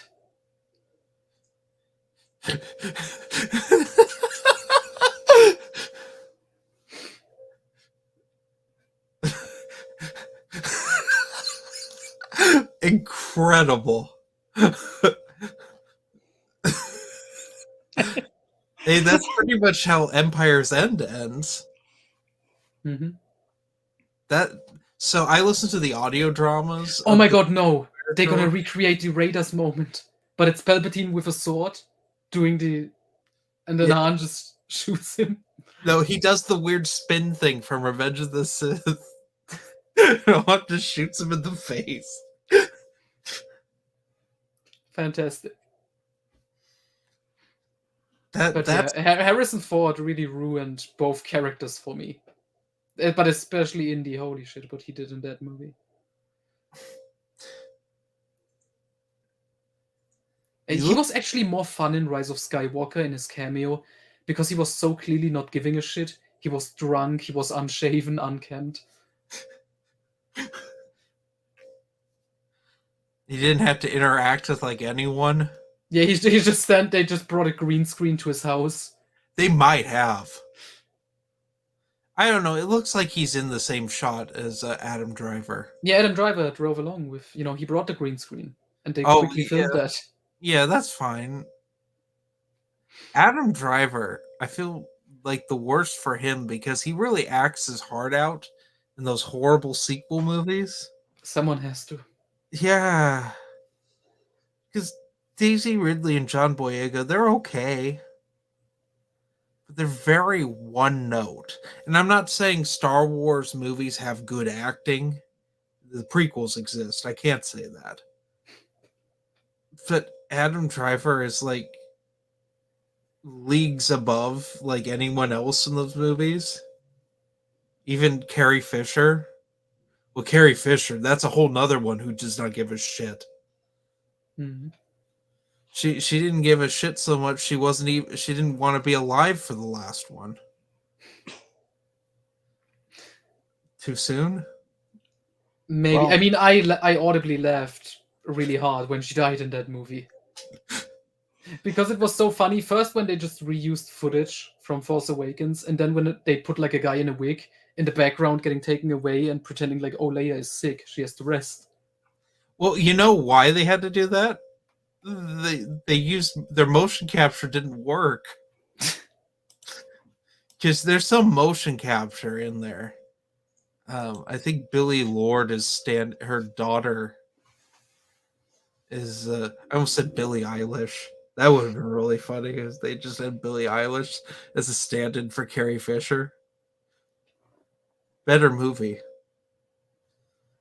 But yeah, Billie Lourd is standing in for Leia in some of it. It's not. I will say it's better than. Have you guys seen Death Wish 5? Nope. Okay, so Death Wish 5, Charles Bronson's in his 70s, and he's the woman he's dating gets thrown off a roof and dies, but it's clearly a man in a wig, in a woman's wig. And then he jumps off the roof into a pile of garbage and survives. It is the same stunt double, but they put a different wig. They put an old man wig on this time. He jumps off the building into a pile of trash. Oh yeah, remember when they said they wouldn't use CGI for Carrie in episode 9? They said a lot of things. Yeah. They lie. Mm-hmm. They lie. They lie about a lot of things. Now I'm just curious what they're going to do with Indy, because Kathleen Kennedy also said, oh, we would never make Indiana Jones without Harrison Ford in it. Well, Harrison Ford said, oh, well, that whole prologue thing with him de-aged, he's like, yeah, I could do another one of these if they de-aged me. And I'm like, no, you couldn't. You couldn't do that one. Because Dylan, have you seen Dial of Destiny? I have not, thankfully. They de-age Harrison Ford in the beginning, and he looks too young. He looks like he did in American Graffiti, but it's supposed to be 1944. So he should be looking older than he did in Last Crusade. It's just ridiculous. And as you pointed out, he runs like an old man. Oh, he did all of his movements are an old man. Which I noticed that he moved weirdly, but I couldn't put my finger on it. I thought it was maybe just because of like the technology they used that make it maybe he had to move that way. And then I saw a behind the scenes photo of actual old Harrison Ford. I thought it was just like a stunt guy or whoever. I was assuming the close-ups would be Harrison Ford and it'd be a stunt man for like distant stuff, because they should have learned from The Irishman where they de-aged Al Pacino, Robert De Niro, and Joe Pesci. That filming with the elderly and making them do things like physical things is not a good thing to do. And if we can have the technology to like de-age someone in deep fake, we can have a stand-in do it and it looks about the same at this point. So Oh, this is also a good point. He also talks like an old man. Yeah, because they just don't know you. You have to also make the voice sound younger. Well, here's the thing. AI's not there enough. Yeah, but you get Mark Hamill. Mark Hamill can do a good young Harrison Ford impression. Oh, that would be great, but I don't think Harrison Ford's ego would have allowed that. But do you remember like in the Obi-Wan show, they have James Earl Jones's voice, but it's AI? Mm. It's AI driven, and you can tell because the inflections aren't 100% correct. They did the same thing with Luke when he shows up in the Book of Boba Fett. Awesome. Although Mark Hamill was there for some stand-ins. It's the weirdest thing. Like, they have him show up and then he has a stunt guy because he's not that size anymore. You know what the funniest thing is with Mandalorian and like the young Luke they use in the German dub? They used the old voice actor who voiced Luke in German in the movies and stuff and video games is still around. His son voiced young Luke in the new Disney content. Oh, that's adorable. Yeah, that's pretty cool. And the old voice actor is also pretty based because he said at a convention like, "Oh yeah, that new trilogy sucks." Oh, man. Why is it like all the IPs we like are just being slowly ruined? Man, that's Hollywood. It's just and it's Disney. It's everything. Like I just finished playing Shadow of the Tomb Raider. What a steaming pile of shit. Why do we gotta have like crybaby like weird politics in a Tomb Raider game? She's literally Lara Croft is just more selfish Indiana Jones. She just raids tombs because it's fun and she's rich. And she happens to save the world and it's an accident. That's like so like the character, the Fleabag in Dial of Destiny. Yeah. But it's like all the classic Tomb Raider games are like that. And then suddenly it was like they slowly were like, oh, maybe we shouldn't have our character just murder people. And so they like gave her mommy issues, and that was bad. And now she has daddy issues. But she's a strong woman. It's awful. It's awful. I want my classic Tomb Raider back. I mean, we're getting the remaster. I've been talking about this on Tuesday Treadmill Talks. Because quite frankly, it's the most exciting game coming out this year is just a remaster of games. What? You're not hyped for Indiana Jones and the Great Circle? I'm horrified for the Great Circle. I mean, I'm curious because it's an FPS Indiana Jones game. That's bizarre. But I'm gonna be real with you. I don't think there's ever been a really good Indiana Jones game ever. Yeah, I mean, I don't, except for Lego Indiana Jones, I don't see people talking about. There are people that talk about Fate of Atlantis, but yeah, that's the famous one. I'm not a point and click guy. I actually kind of hate those games. I find them horrendously boring. But like I've played all the 3D Indiana Jones games now, or as much as I could play of Infernal Machine because that game barely runs. Well, no, actually, I take that back. I have not played Staff of Kings, but I've heard it's horribly bad because it's a Wii control.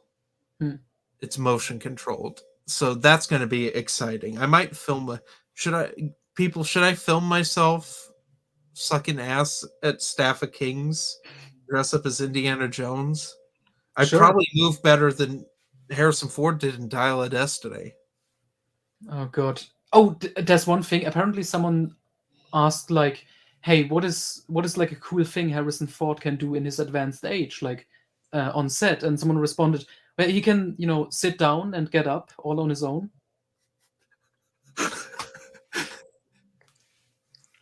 That's what you want from Indiana Jones. See, this the irony of Kingdom of the Crystal Skull is we do set up that Mutt can take the reins, But Shia LaBeouf had to be a giant asshole, and they just won't work with him.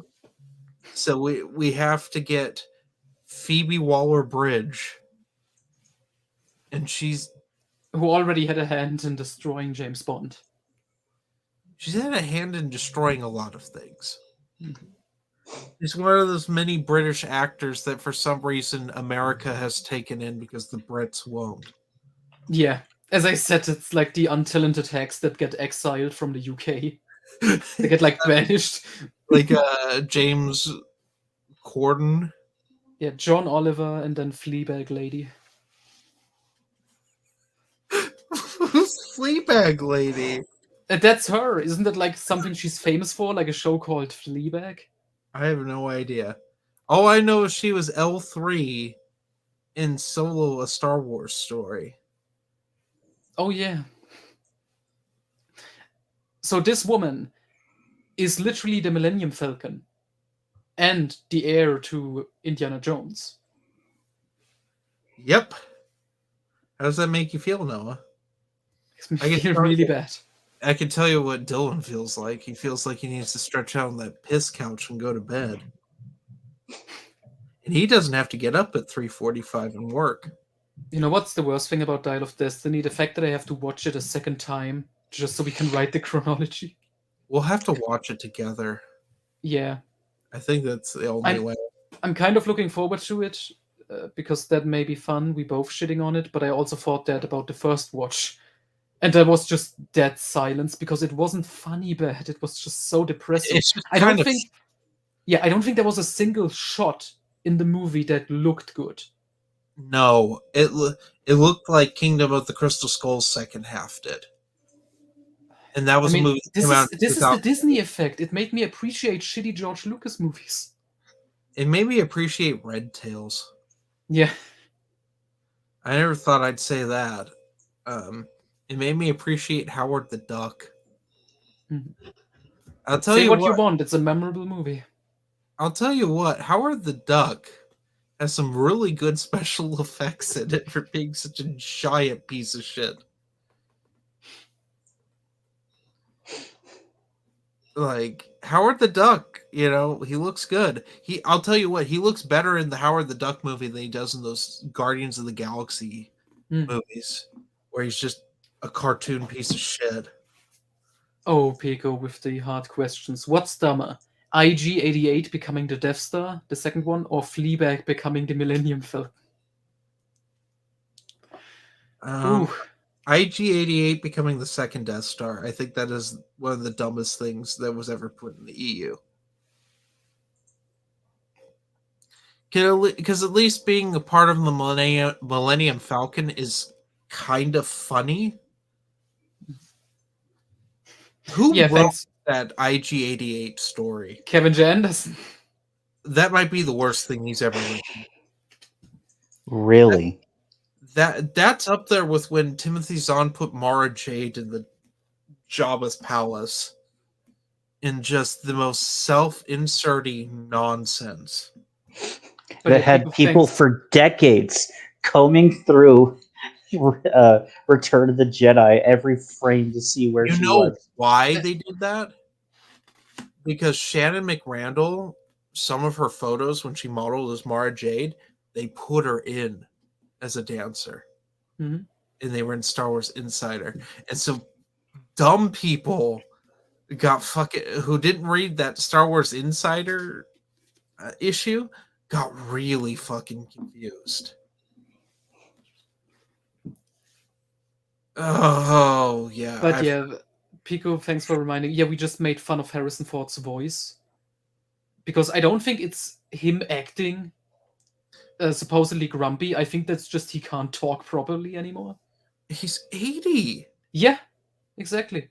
He's my grandmother's age. That's fine. You know what? When I posted a review of Holly, the Stephen King book, I made a point out of like, King is just like too old. He can't write kids. He can't write the dialogue or like how modern younger people think. And I got so many comments. That's why I had to take the video down because it exploded with like, you fucking elderly shaming. Yeah. No, that's It's just not elderly shaming for saying old people are old and they have problems doing young people stuff. here's the deal. Like let's put it this way. There's a reason retirement exists. Mhm. You hit a point, especially like if you work physically, where you just can't do it anymore. That's why you save it. You know you invest into it. Like Dylan and I will retire. Noah, I think you'll retire at some point. But like for some reason, because we live so damn long now, the people that are famous just, especially men, don't know when to quit. Um, I mean, look at Sylvester Stallone still makes movies. Friggin' Arnold Schwarzenegger makes movies that go straight to Netflix. Clint Eastwood is still directing.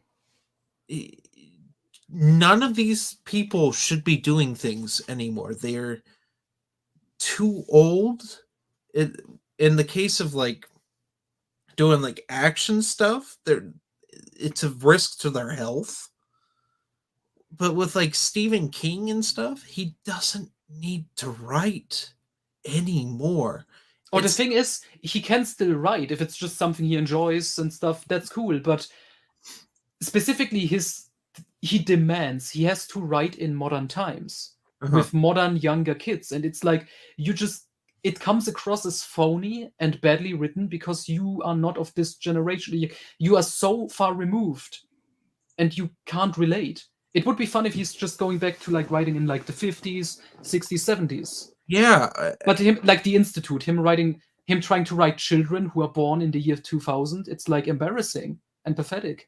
you know what this reminds me of. Dylan, you'll get this. Hmm.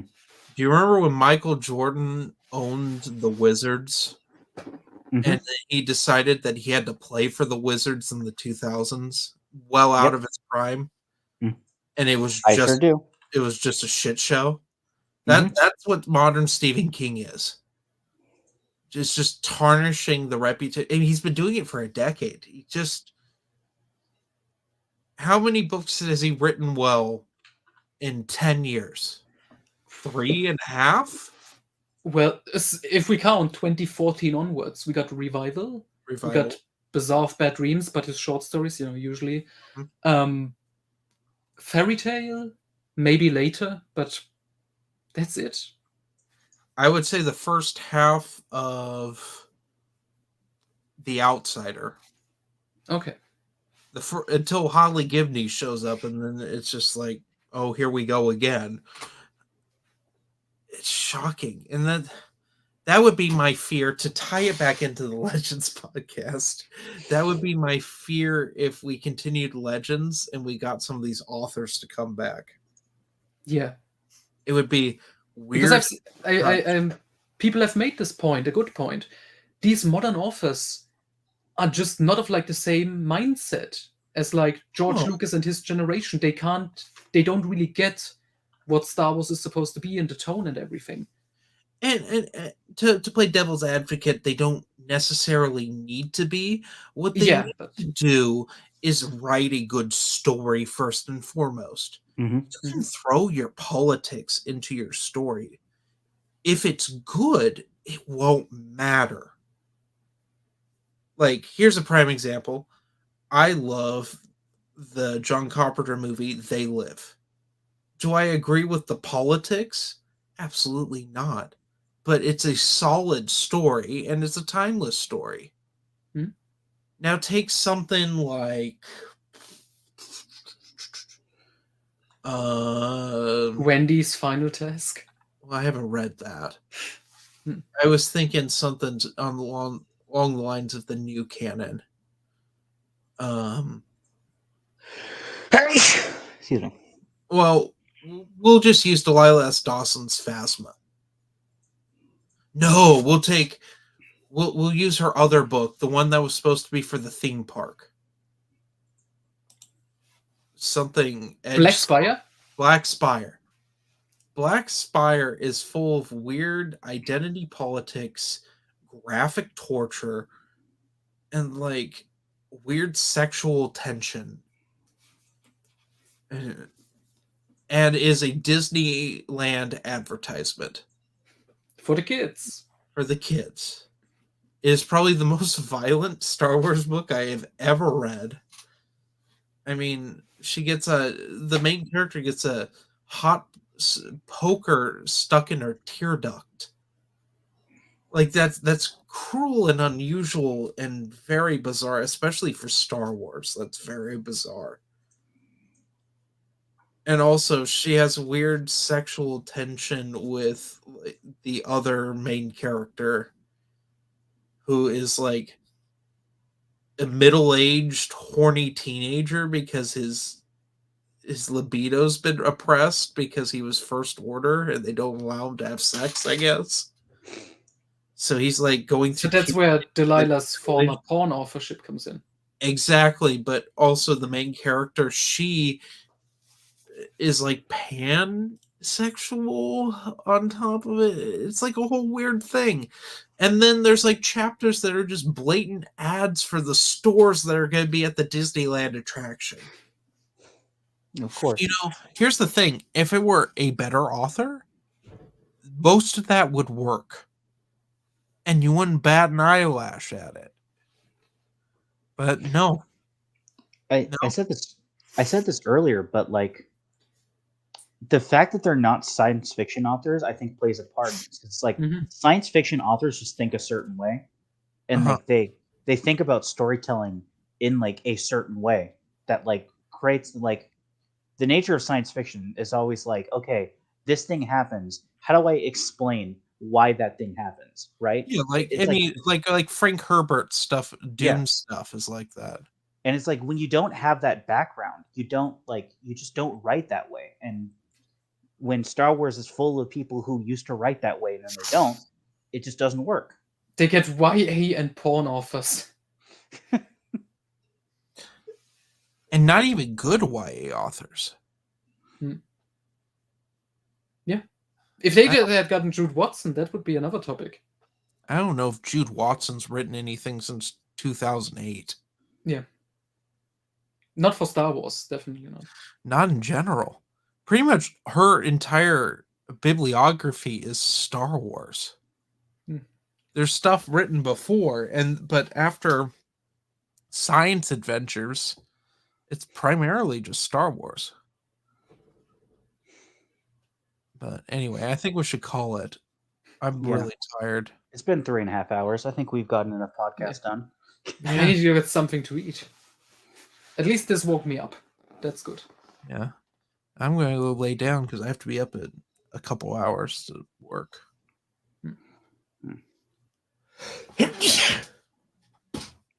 Anyway, that was great. It was fun talking about Indiana Jones on this Star Wars Legends podcast. Hey, you know what? We represent all of Lucasfilm. I can't wait for when we talk about Red Tails on here. Oh boy, we're gonna get to Willow. We're gonna get to American Graffiti. Hey, I'll talk some American Graffiti. That movie's fun. I'll tell you what. I want to talk some THX 1138. Compare the different cuts and then the novelization by famous science fiction author Ben Bova. I need to get a copy of it, but yeah, I'm very much. Fine editions. Get Alex Wheeler to do it. I don't know if he'll do it, but I think we'll try to see if we can get him to LegendsCon. That'd be nice. One thing at the end regarding Indie and Lucasfilm. You know how, like a holocron for Star Wars, Leland Chi was in charge of the IndieCron? Oh yeah, mean Chile?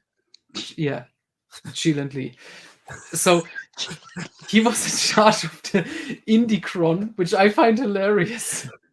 Who was? Leland Lee, famously. Oh, you obviously haven't heard of him. You obviously haven't heard of Chile. That's a joke that's older than Noah is at this point. Ancient. Back when people had phone books in their house still.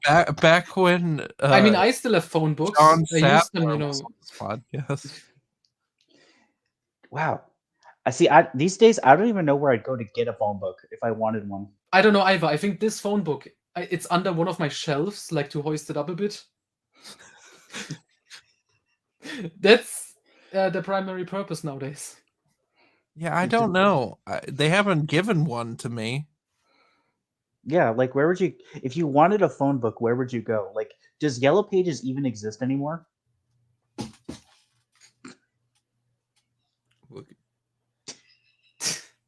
This is important to the podcast. Yeah. Meanwhile, I want to say, so we got for Star Wars the Holocron, for Indiana Jones the Indicron, which is funny because they couldn't even come up with like a name that fits the franchise. So I wonder if Leland G is also in charge of like the Willowcron or the Red Tails Cron. Well, Red Tails only has, I guess Willow technically has like.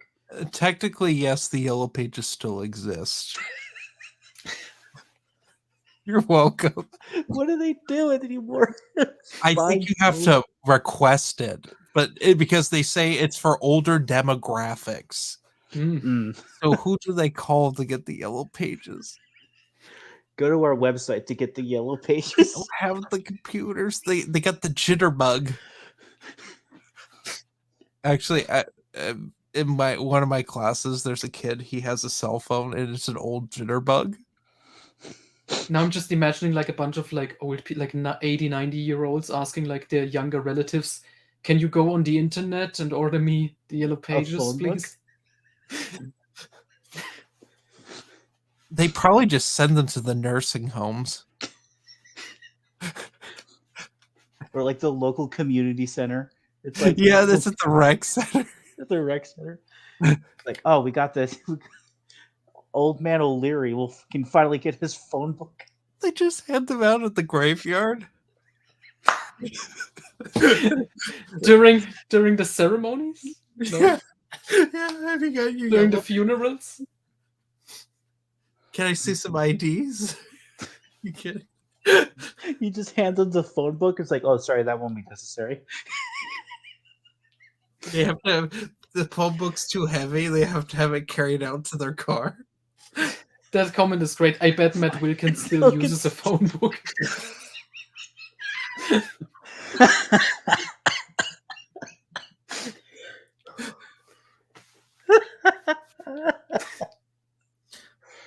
Oh.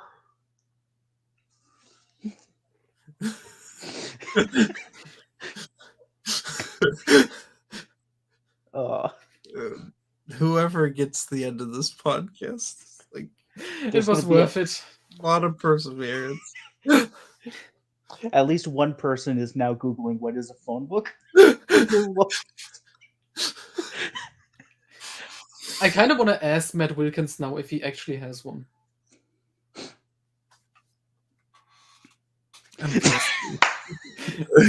Yeah, get out your phone. Yeah, do it. I'm texting him right now. Okay. Do you own a phone book?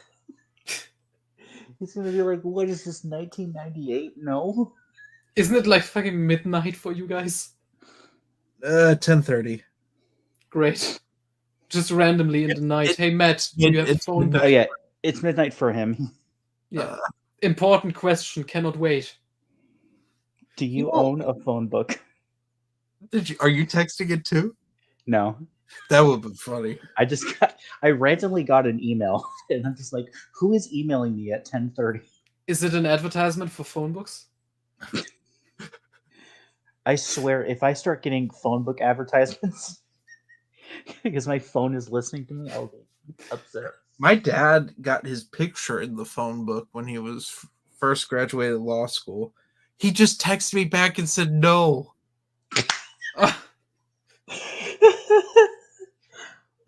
All right. Case closed. He said, who uses a phone book anymore?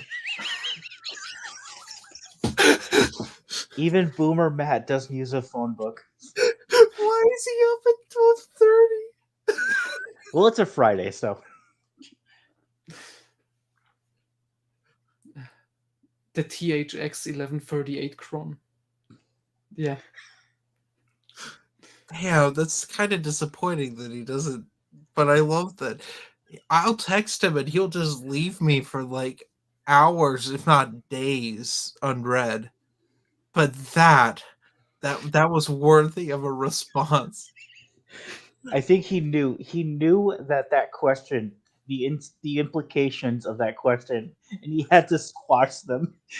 Oh no, he texted me again. Oh no. Let's see what he says, and before you ask, no, I don't have a dial-up internet either.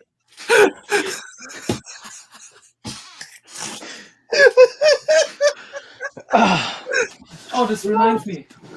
I haven't shown you guys my new phone. Matt Wilkins would approve.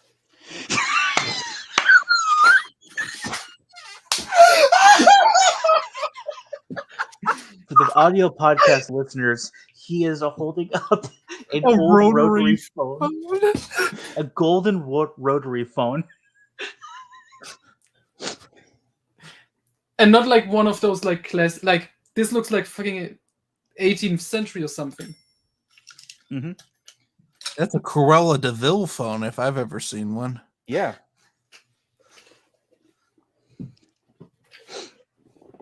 You know, from the hit Disney movie Cruella, starring Emma Stone.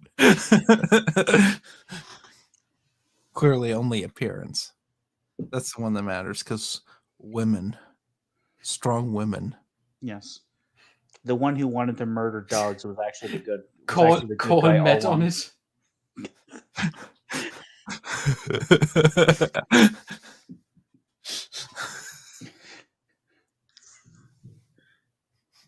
Anyway, this has been the Legends. Yeah. Yeah.